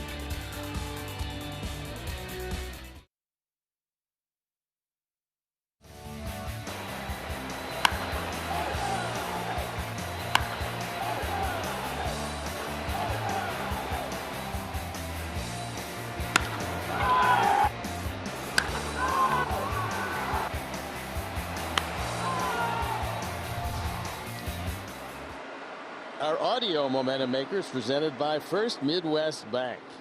Those first one of those this year. Oh yeah, those 4 home runs in a row ties a major league record. It's the 10th time it's ever happened. 5 has not happened. So 4 straight home runs for the 10th time. The Sox and Nationals are the only 2 teams to have done it twice. It's wonderful to watch. And not so wonderful to watch from 60 feet 6 inches away. Yeah, making a pitcher talk after all of those home run sounds, making you take it out of that break seems a little rude, considering you're not going to love that sound. I like the sound up here. There's a base hit. Nogowski's first major league hit. A single into left center field.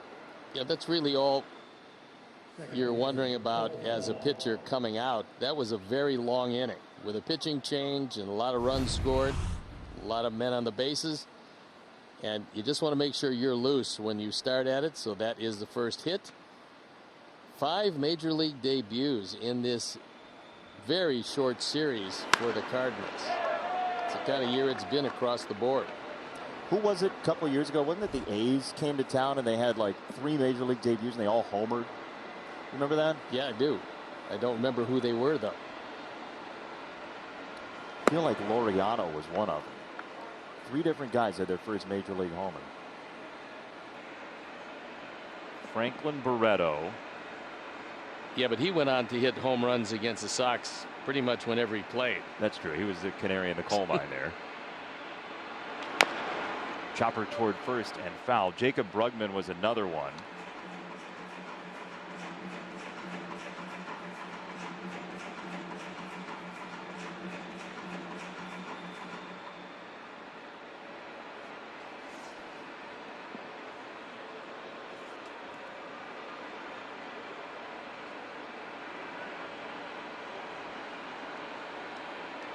One. It's out. 2 balls and a strike on Colton Wong. 74 pitches deep. Matt Olson was the other one. Whatever happened to him? Check your local All-Star game. He's been pretty good. To right field, and that's down for Wong. And the Cardinals have 2 runners on here in the 6th. Yeah, that's the danger of that long inning, yeah, Steve. You lose the great rhythm that you have, and Dallas had great rhythm. So the bullpen for the Sox is not up and going. It's just starting to stir as people are getting loose, and Wong takes it down the line. Runners at the corners, nobody out. This one still has a long way to go, as we are obligated to play 8.5, preferably today. No 7 innings any longer. That was yesterday. Chopper foul, third base side, strike one to Tommy Edman. Dallas Keuchel now going through the order for the third time. It started to finish the second time through the order, and then Wong with the single started the third time through the order. And most pitchers are not making it to the third and fourth time through the order in Major League Baseball this year. It's something like 8% of starters right now. Well, Dallas has been able to do that. He's one of the few that has done it. And we'll see it as we move along in this very short season. You'll see guys get a little bit better, but right now they don't want to extend them. There you see the numbers, third time through the order. That's kind of the trend that's been in baseball for a while. But you have more leeway with a 7-0 lead, certainly, than if it were 2-1 with 2 runners on to lead off the 6th. But the pen is up and going, just in case. This is really nothing that a double play ground ball can't cure. Although Edman has hit the ball in the air twice. Not this time. Moncada at third goes to second to get one. Not in time at first, but Nagowski with the ball so close to him couldn't move from third. And he's saying, what do I do to Jose Akendo? And the answer is stay right there, evidently. If he was a burner, that's one thing, because you know Moncada's going for 2. And actually, I think when he starts to understand the game better, he probably will score. A good base runner is going to look at Moncada going to his left with the play right in front of him at second base and realize he's not coming back and going to the plate. But again, you know, you're talking about a catcher in his first game, so he stays there. And that's okay. Fouled away for strike one to Goldschmidt, who does not give you too many ground balls. So if you're thinking double play, it would be a rarity. He will ground the ball every once in a while, but that's not his game normally.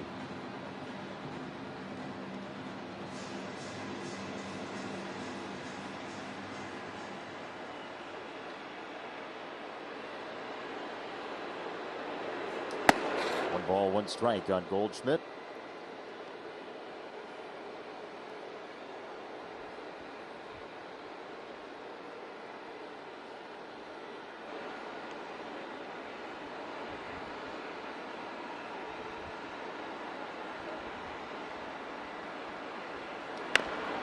There is a ground ball. Abreu comes home with it to get the out, and what a surprise for Nagowski waiting for him as he burst down Holmes' door. Jose realized on a slow developing play and a catcher at third base, there was a play at home. Your odds are overwhelming. You're not turning a double play anyway, so you might as well get him at the plate.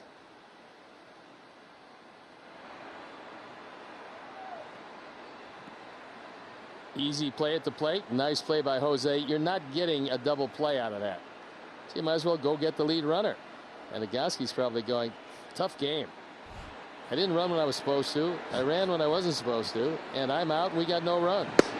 Yeah, the question, when do I run, is lingering in his mind right now. That'll be a new segment, by the way. When do I run? Yeah.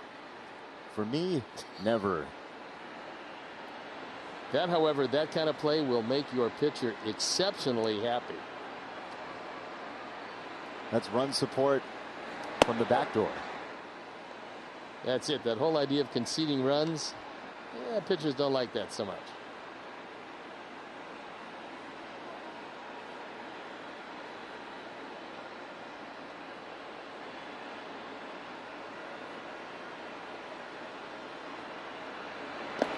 Two balls and a strike. It's in the dirt.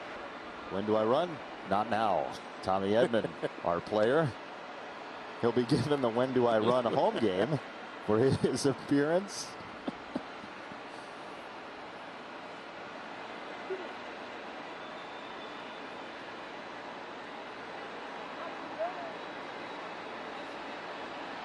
2-1 coming to Tyler O'Neill. Now 3 balls and a strike.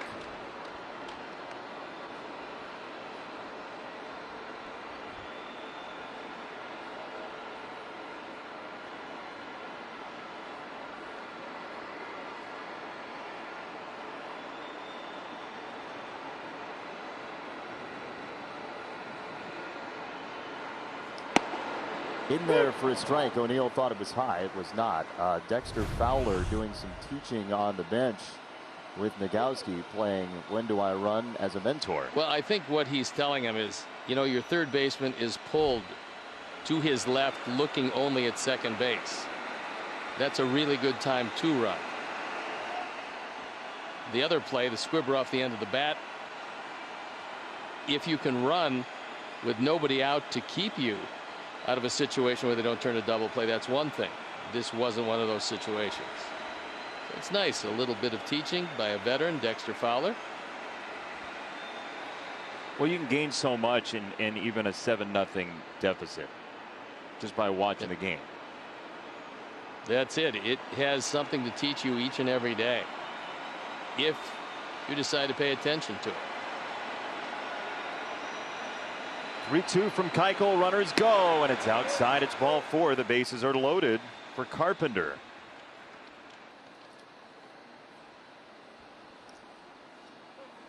And now they're going to come take a look at Dallas Keuchel. Well, this isn't good.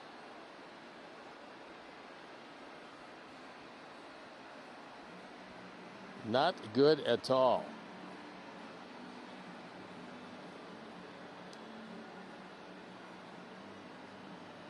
He's shaking his head. I think he's saying he's okay. If there's anything bothering him at all, you'd ask for a couple of warm-up pitches at the very least. But that was a pretty quick, I think I can get out of this inning.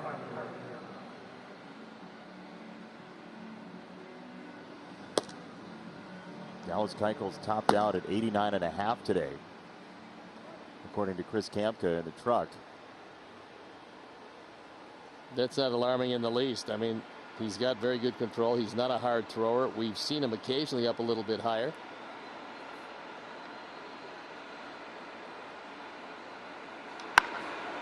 Rocket foul, first base side.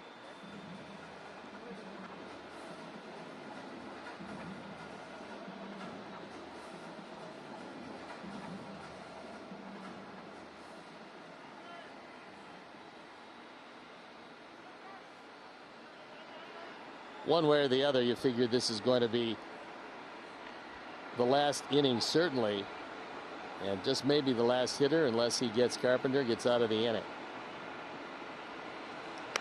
Tip foul 0-2.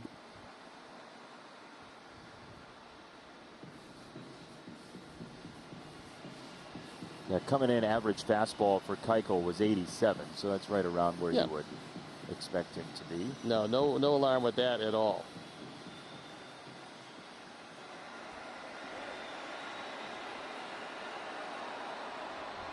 A little good cutter low and out of the strike zone would look awfully good right here. We'll see what Yasmani has in mind. No balls, 2 strikes. Another foul ball.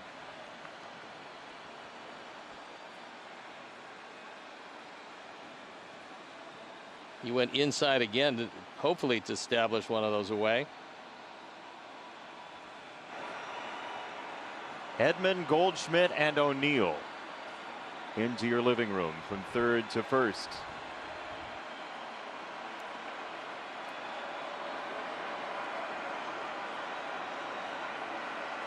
Oh, 0-2 from Dallas. Off the plate, ball and 2 strikes. There was that cutter. Yeah, good spot for it, well ahead.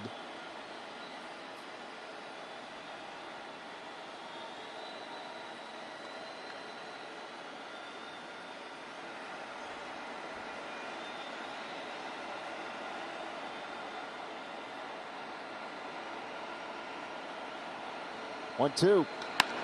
Carpenter right side past Danny Mendick. 2 runs are going to score, and it's 7-2.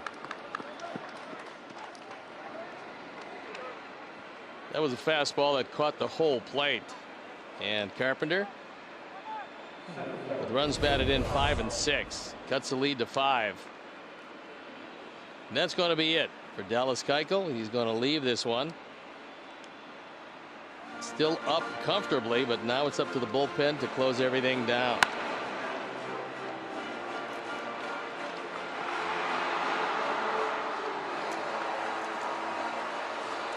So 5 2/3 for Dallas Keuchel. He leaves with the lead by 5.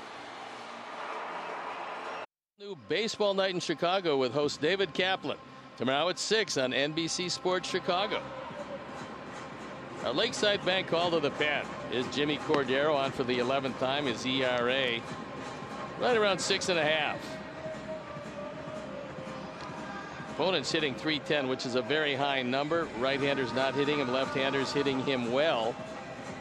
And he inherits a couple of Cardinals at first and second. There are, however, 2 outs in the inning. Sox lead by 5, but a long way to go in this one. Good news is Jimmy Cordero has been a strander so far this year. He is 8 for 8 in inherited runners left on. And so he faces the rookie Carlson in his second major league day, and a first pitch ball. A changeup from Cordero.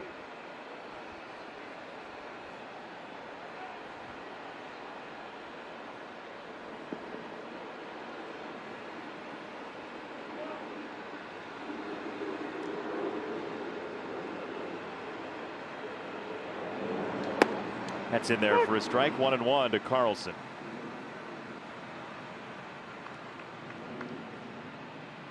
Elk Grove, California. We mentioned it yesterday. Carlson and Nick Madrigal from the same place. Nick played high school ball for Dylan's father, Jeff.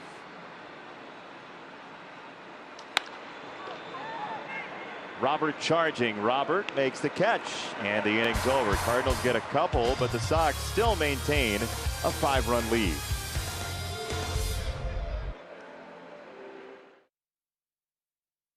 Time for the Miller Lite moment. Well, that's a good one. I mean, how do you pick? Just keep on going, roll with it. That was also a good one. This one, awfully good. And the last one, historic. Our Miller Lite moments. Back to back to back and to back. 4 in a row and a 7-2 lead on this Sunday. As there's ball 1 to Luis Robert.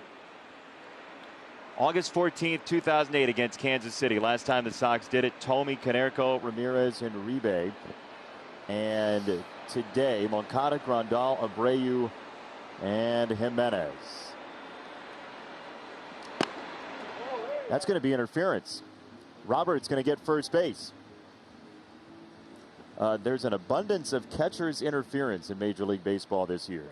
Yeah, that's E2. We'll watch it again.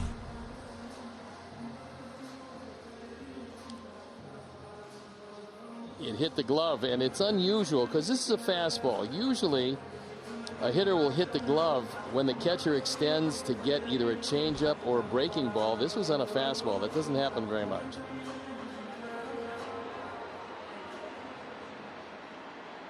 Stolen base here? What do you think? Wouldn't give it to him on the first pitch. Don't know if I'd give it to him at all at 7-2.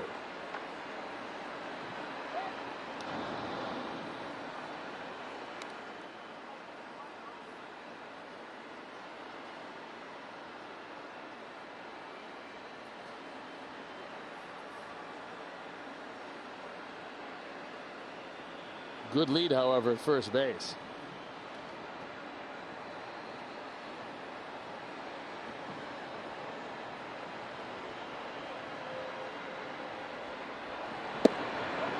Mazara takes a ball low. It looks to me like, and I said it before the game, that Nomar was about ready to start to sting the baseball. He's been up twice. He's 1 for 2, but he's hit the ball hard twice.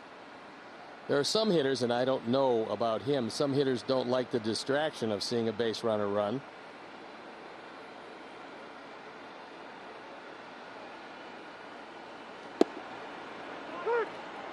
1 ball, 1 strike.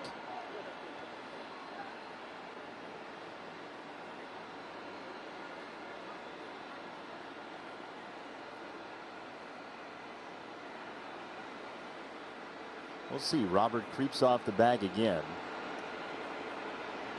Little bigger lead this time.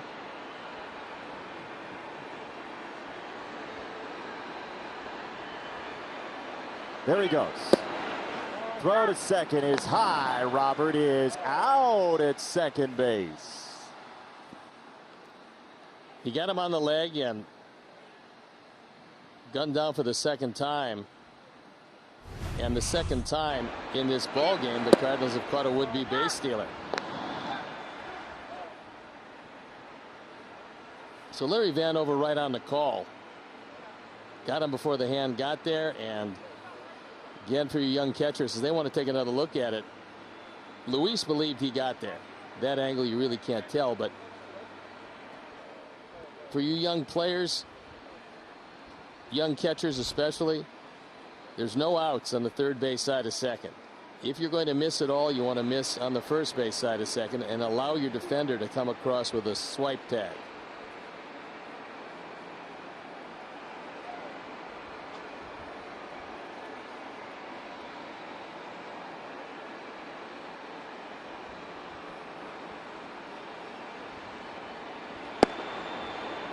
Mazzara behind the fastball, 2-2. He expanded his zone that time, was down and out of the zone.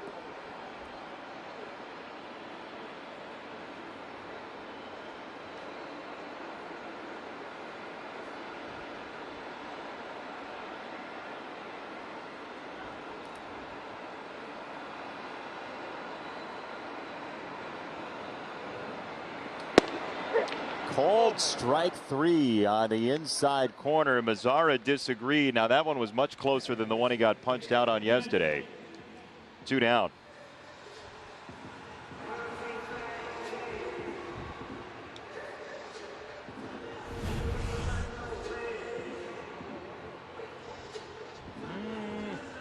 Just off the corner and apparently too close to take for Alex Stosse.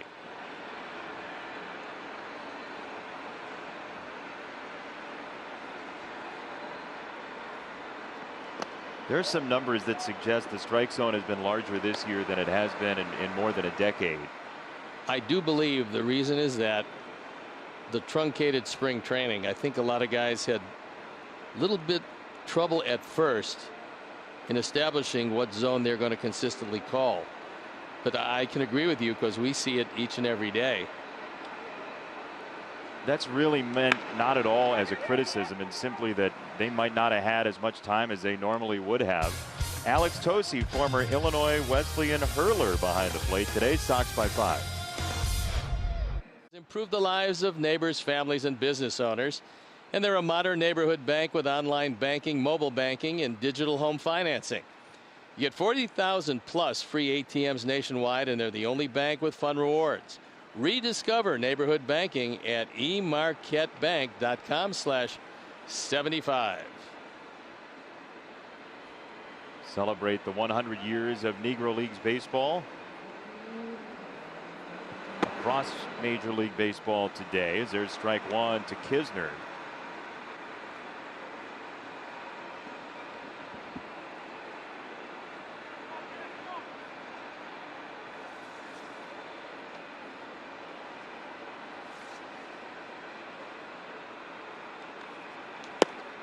One ball, one strike. If you missed it earlier, the Sox hit 4 consecutive home runs to tie a major league record. 10th time it's ever been done.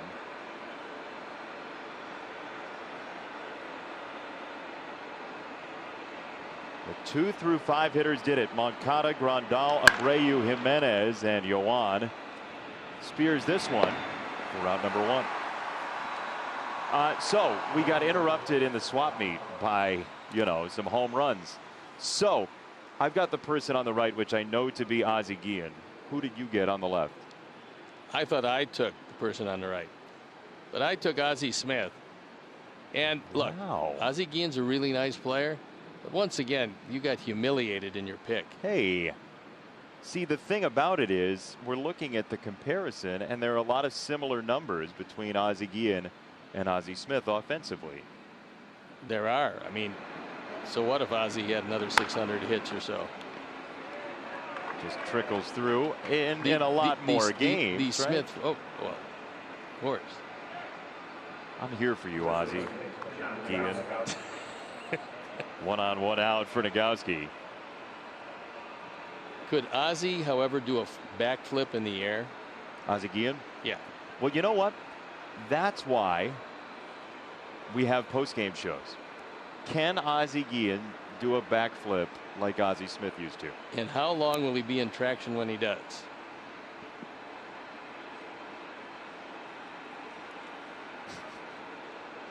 Well, I mean, we have the new studio, and the question is, do we have medical support in the studio?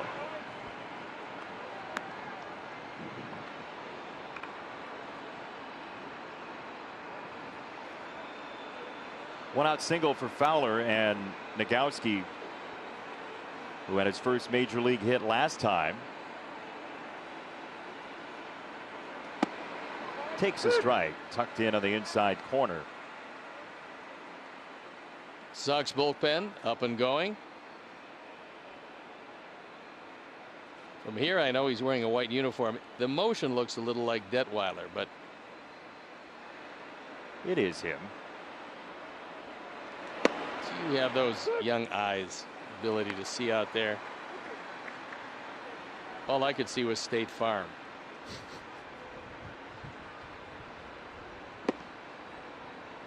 Matt Foster throwing as well after his 2 innings yesterday. How about that? Good neighbor, you. But the man has been a lifetime reliever.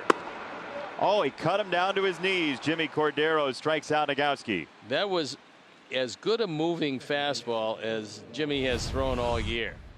I mean, take a look at the movement on this. It just bit inside at 95.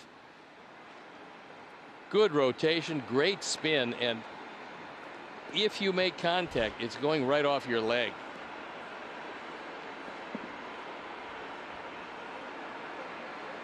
That was a demonic fastball. And that was one that if you could maintain that consistently, nobody hits it.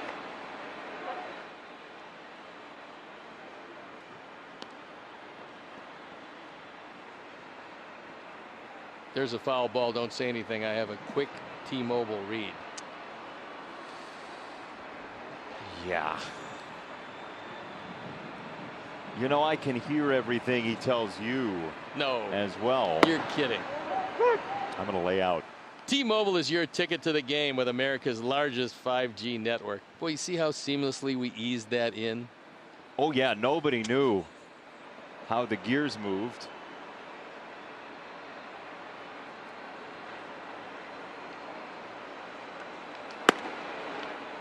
Two balls and a strike to Colton Wong.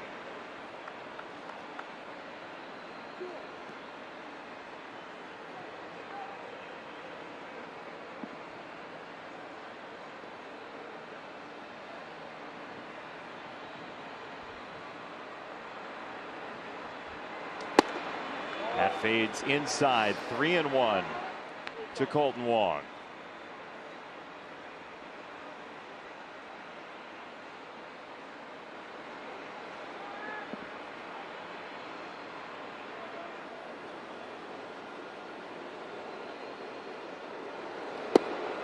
It's down, ball 4. 2 on, 2 out for Tommy Edman.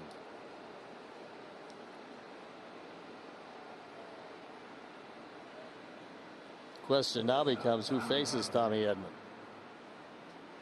I think he's going to give Jimmy one more batter.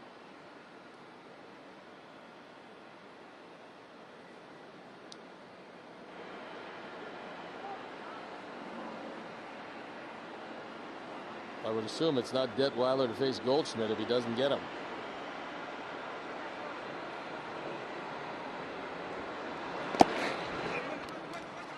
Ball just stayed right around home plate, and Grandal finally picks it up. It's pretty tough to locate it. Once you knock it down, you know it didn't roll far away. You just don't know what direction it did, and eventually you get a little help from your pitcher. who will yell direction or at your feet or something along those lines to get you back on course.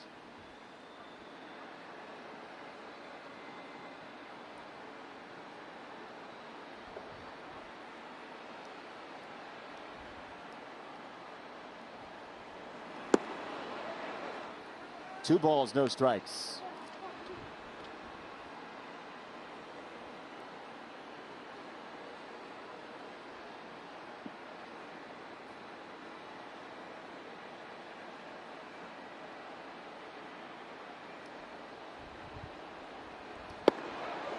Three and 0 for Tommy Edman.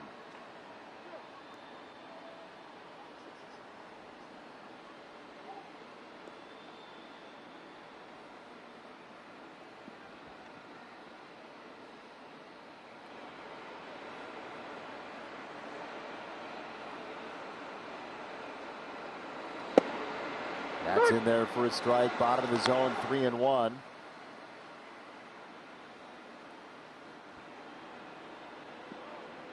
Paul Goldschmidt next.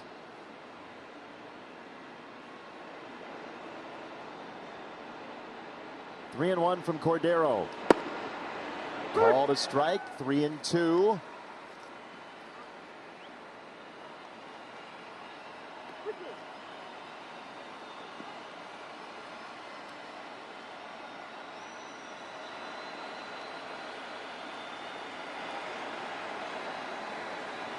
Two on, payoff pitch.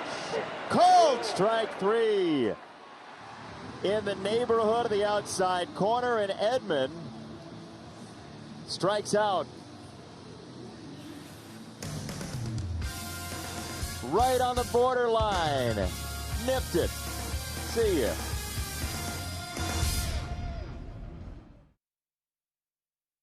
Caught up, presented by Honda City. If you missed it, you missed this RBI single in the first inning, but we're going to build you up to the really, really big moment in this game because Dallas Keuchel proved very well. These are all important things. This is a 1-0 game at one point for a long while. Keuchel 5 2/3, 2 runs, 4 hits, 2 walks, and a strikeout.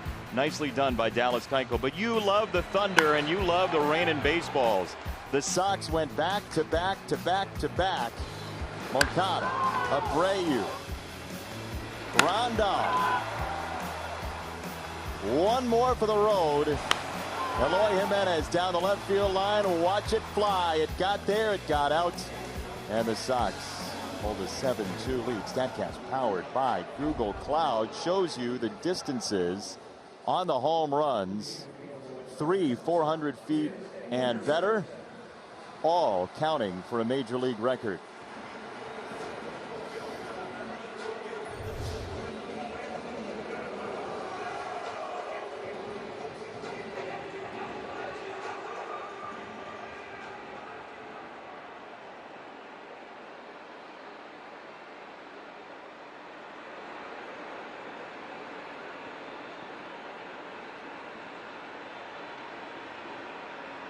Here we are, bottom 7, and the first pitch is a called strike to Tim Anderson.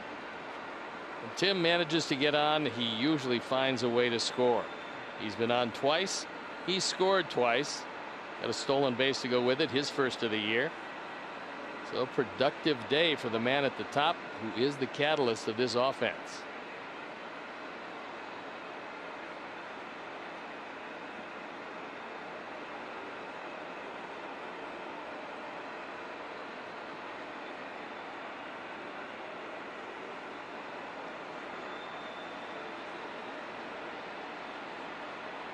Oh, 0-1.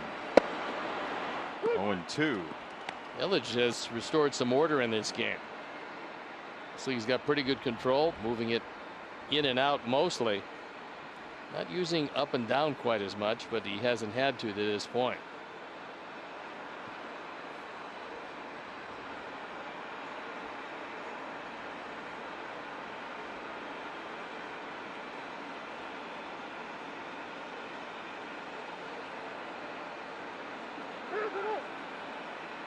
Boy, the Cardinals can really grind it out on the mound, can't they? Yeah, what I don't understand is with nobody on at all, taking that much time to deliver the baseball. Not the best ideas. You look at Mike Maddox. But he does know one thing. If you don't release the baseball, nothing bad can happen.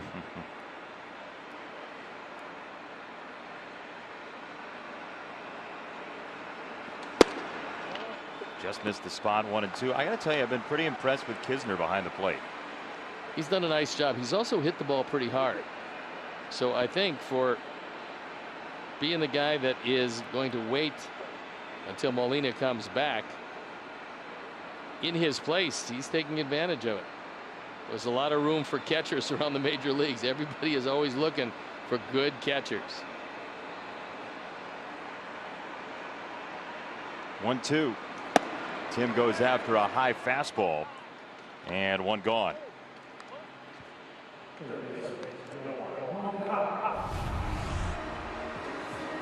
That's exactly where Kisner wanted it. He gave him the sign up. He got it up.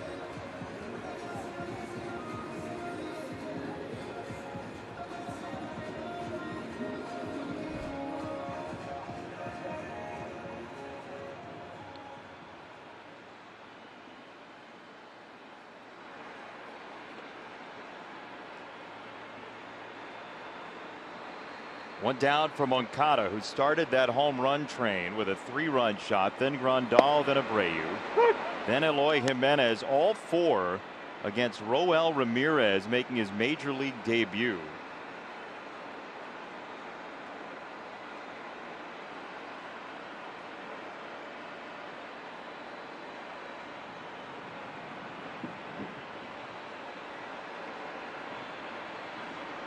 Oh, 1. 1 ball, 1 strike on Moncada. Baseball will absolutely mess with your mind as a fan. Yesterday the Sox fell twice. Didn't look like they had a lot of life on the field. Cardinals outplayed the Sox in 2 games, and then suddenly one swing by Moncada alerted everyone that the Sox offense was going to start that parade. And it was a beautiful thing. Yohan looked like he had a little added life at third base. He's played a good third base today. He's made some plays coming in and moving to his left and right. And then came up with what was the catalyst to the huge 5th inning. The historic 5th inning. 6 hits and 6 runs.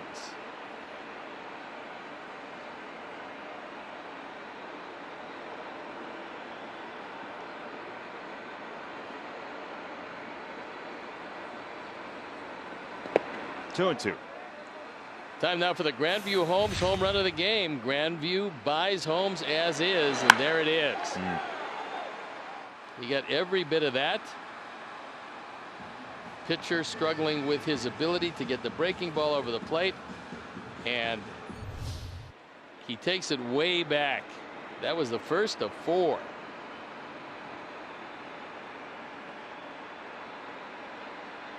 Two. Swing and a miss. He turned him inside out with a slider, and 2 gone in the 7th. How rare, Steve, is a 4 home run game? Times in Major League history. This is 4 in a row, I should say. The 10th time only it's happened in Major League history. So more rare than the Eric Bruntlett, the unassisted triple play, the 4 home run game by a player, and the perfect game. Don't forget Bill Wamby on the unassisted double plays. When I was a kid growing up, I saw him do that. Don't forget the 3rd out on the unassisted triple plays while you're at it. It's strike 1 on Grandal. I would never forget Bill Wamby. I think he did it around 1920. I was just starting to come up. 1920. You shouldn't pause and leave me those ins there. Yeah, I shouldn't, but I thought you were better than that. I don't know. I don't know who's worse off, you for thinking it. 2 strikes on Grandal.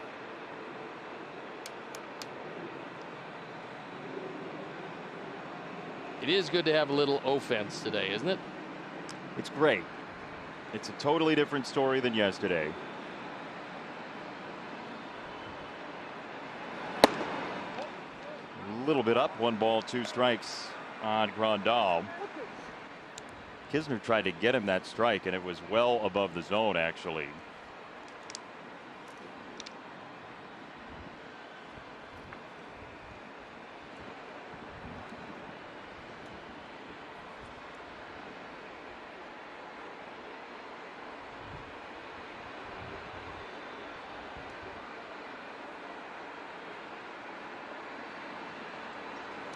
He struck him out. Elledge using his time between pitches very well. He'll go pick up the ball after striking out the side. Outcomes and compete for cash prizes. Make your predictions count. Play Quick Pick. Enter at MLB.com/QuickPick. We got a new pitcher in the ball game. It is Matt Foster, who's been brilliant in the early going. 15 strikeouts in 9 2/3. He started games. He's come in the middle of games, but now he's being asked to come in later in games. And we'll see if what Jason did before the game, which went largely unnoticed, had any bearing on what's happened so far. Which part of the pregame routine? It was a ceremonial passing of the gnome. Because quite obviously, couldn't care for it well yesterday. And today things are better for the time being. Well, we had the prize shelf in previous years, and the prize shelf is currently in quarantine. There's usually a gnome guarding the prize shelf for those of you unapprised of the gnome. But Mike Meyer, one of our camera guys, left us this gnome for this year. He was wearing a mask when we got into the booth on the first day, very well protected from COVID-19. And the gnome has turned into a lucky gnome. Today, especially. It is in that, and it's doing very nicely.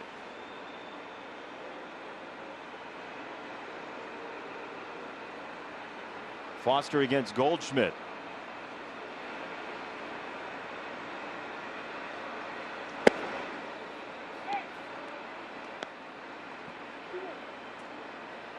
This is the first time in as many games we've seen Foster going back to back. He pitched 2 yesterday. 2 perfect innings. That was in the nightcap of the Twin Bill.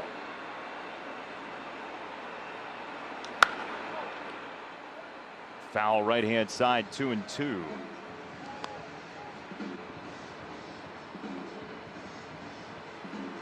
So it appears that you have indeed jinxed the Baltimore Orioles. What are you doing? Well, they lost 6-5. I mean, they were on a tremendous tear. I think they actually drew closer after I mentioned them today. Yes, but like horseshoes, they came in second. That is not the slogan for horseshoes. Into right center field and a base hit for Goldschmidt. Hit movies, current shows, exclusive originals, timely updates. You can watch for free. Upgrade for more. PeacockTV.com. Birds looking for all the home run balls. And there were plenty in a row to tie a major league record. 4 home runs in a row for the White Sox.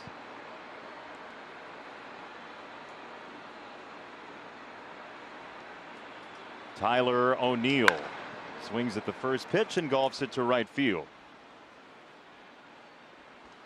1 down.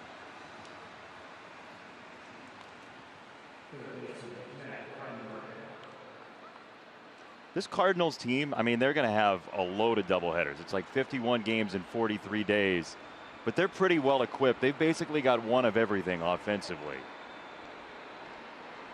Well, if they get back, and you assume that DeYoung is coming back, Molina's coming back, they've shown some pretty good arms out of the bullpen, but it's really going to put the pitching staff to the real test, because when you're playing even 7 innings doubleheaders, you know, you can't assume that everything's going to run smoothly. And then if you run into a buzzsaw a couple of games offensively from the other club, you're going to go through your pitching. So that's the real trying thing.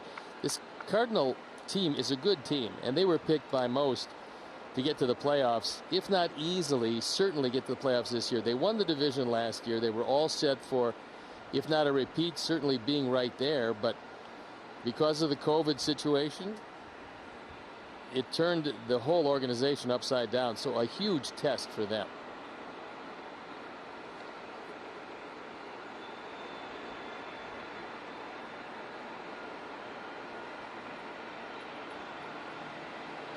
I mean, there's zero, like, you want to call another coach, you want to call another manager, you want to call somebody who's a mentor, or at least think back to something that you did back in the day if you're Mike Schilt, and there is no precedent for this. I mean, some teams have played a lot of games in a short period of time, like the Yankees came here, I think, in the 30s and played 4 doubleheaders in 4 days.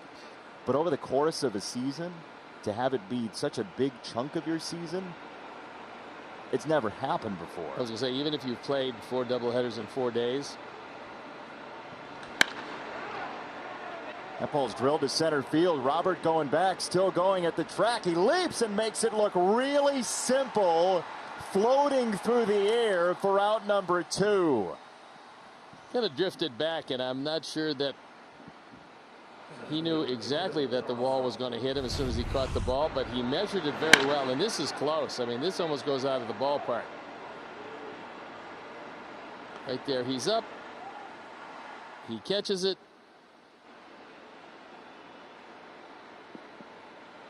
Makes it look relatively simple and gets it back in. I was going to say, even if you play 4 doubleheaders in 4 days, there has never been in this game a disparity where one team has played 20 games and the other has played 5.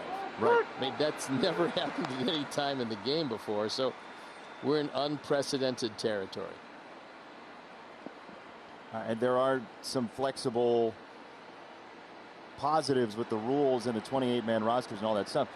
It's still, I mean, there's still no good way to say the Cardinals are in any good shape, as this is a fly ball to left field. Jimenez going back. Eloy short of the warning track makes the catch for round number 3. Goldschmidt stranded. Bottom 8 next.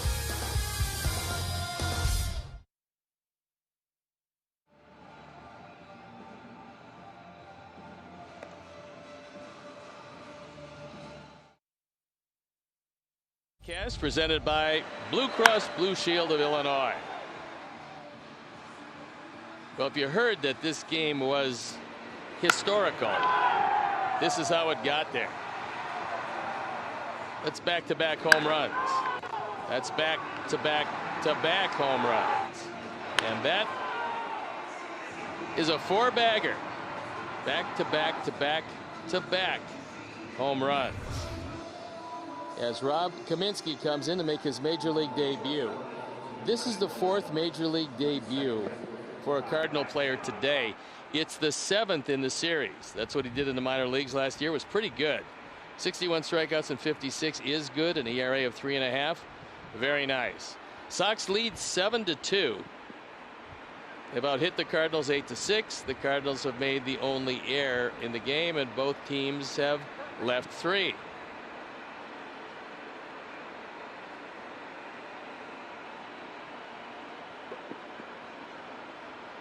Jose Abreu is going to lead it off. 1 for 2 with a home run today.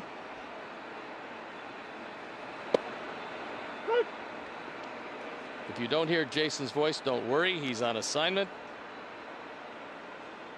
He'll be back tomorrow. He left me the gnome, and we're in good shape.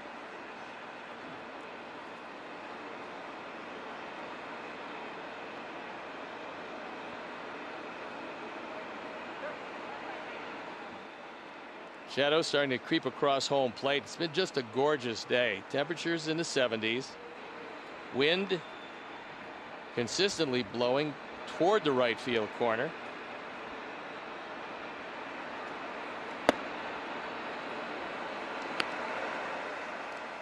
And the count evens at 1-1. So Brad Miller has taken over at shortstop. Max Schrock is at second. Dylan Carlson, who's been in the game, moves to right field, with Harrison Bader taking over center field.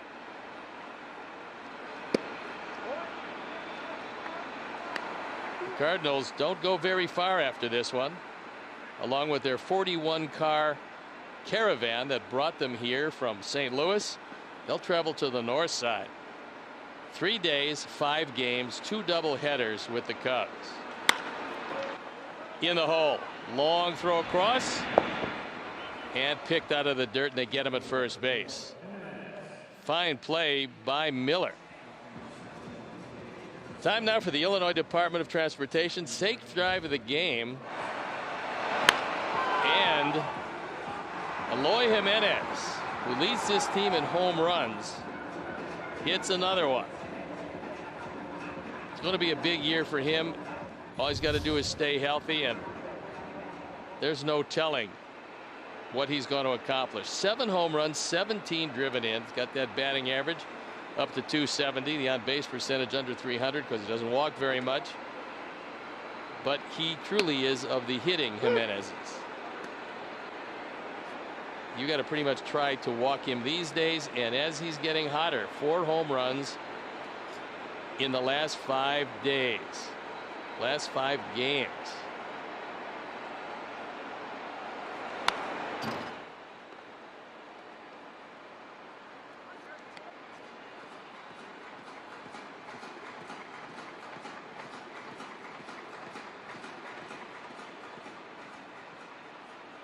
Games of note for the Sox. The Indians defeated the Tigers. The Tigers, by the way, coming to town for a 4-game series as soon as St. Louis goes to the north side of town.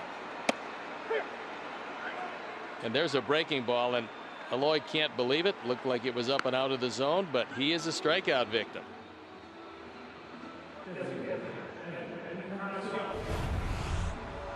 We'll take another look. Usually you don't get the benefit of the call when 1, it was up, and 2, pitcher misses his spot by that much, but quickly 2 up and 2 down. Little chopper and the easy throw across the diamond, and that's it. So Sox go down 1-2-3, and it's on to the top of the 9th inning. It's all Sox 7-2. Down Goose, it's a 3-run shot. Another absolute blitzkrieg, and bring him home to the line, and gone again. 4 in a row, and a 7-0 lead. 7-2 ball game. We head into the top of the 9th inning. 3 outs to go, and Ross Detweiler coming on to try to get him. He's on for the 8th time, and you could hardly be any better than he's been. 7 strikeouts in 10 1/3, giving up 4 hits, not a walk, and a 1-0 record. So it's the bottom third of the order. Kisner, Miller, and Nagowski if they stay the same way. Alex Tosi, a little late arrival.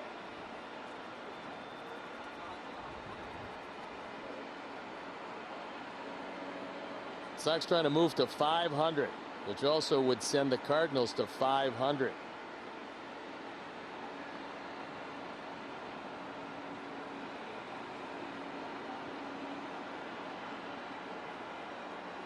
Outfield pretty much straight away, as is the infield.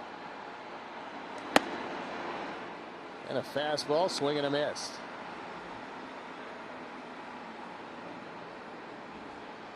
Kisner's done a nice job behind the plate. He's hit the ball hard a couple of times. Doesn't have anything to show for it. He's grounded out 3 times to the left side.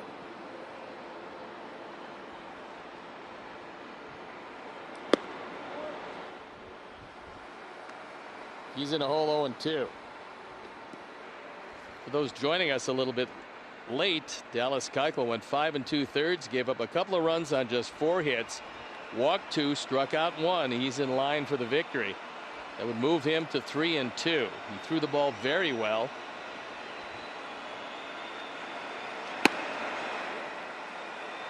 That's 1 out. Good fastball for a strike. Let's take a look at our upcoming schedule presented by Volkswagen. The Tigers are coming to town for 4. That's 7 times in 10 days the Sox will see the Tigers. Then it's over to the north side for 3 games. An off day on to Pittsburgh, with another off day in Kansas City coming back to town.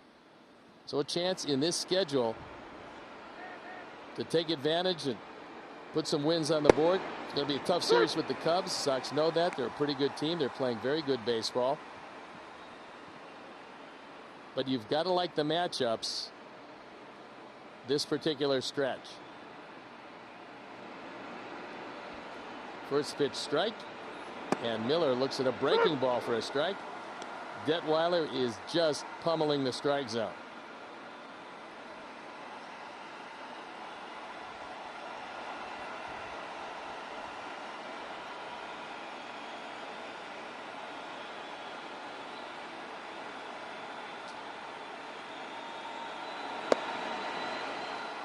Two up, two down, a sweeping breaking ball. One out to go.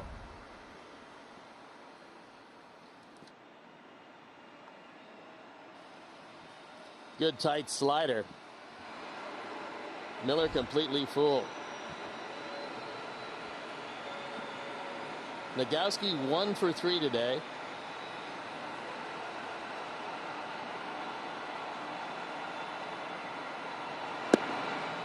I'd like to send along condolences to a dear friend of mine, a huge White Sox fan, and his entire family of Nate Poliski passed away at 95 years old. Didn't miss a White Sox game.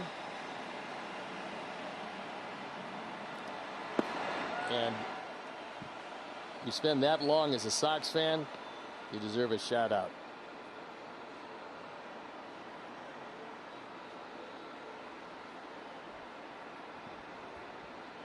Stay tuned. Subaru post-game live coming up. Ozzy is going to tell us exactly how this happened and why we should have taken him over Ozzie Smith. This one popped up. Anderson comes in. Moncada takes it, and the Sox win 7-2. They salvage the finale. Jason was particularly good the last inning, and we'll move to the studio and they can tell us how this happened.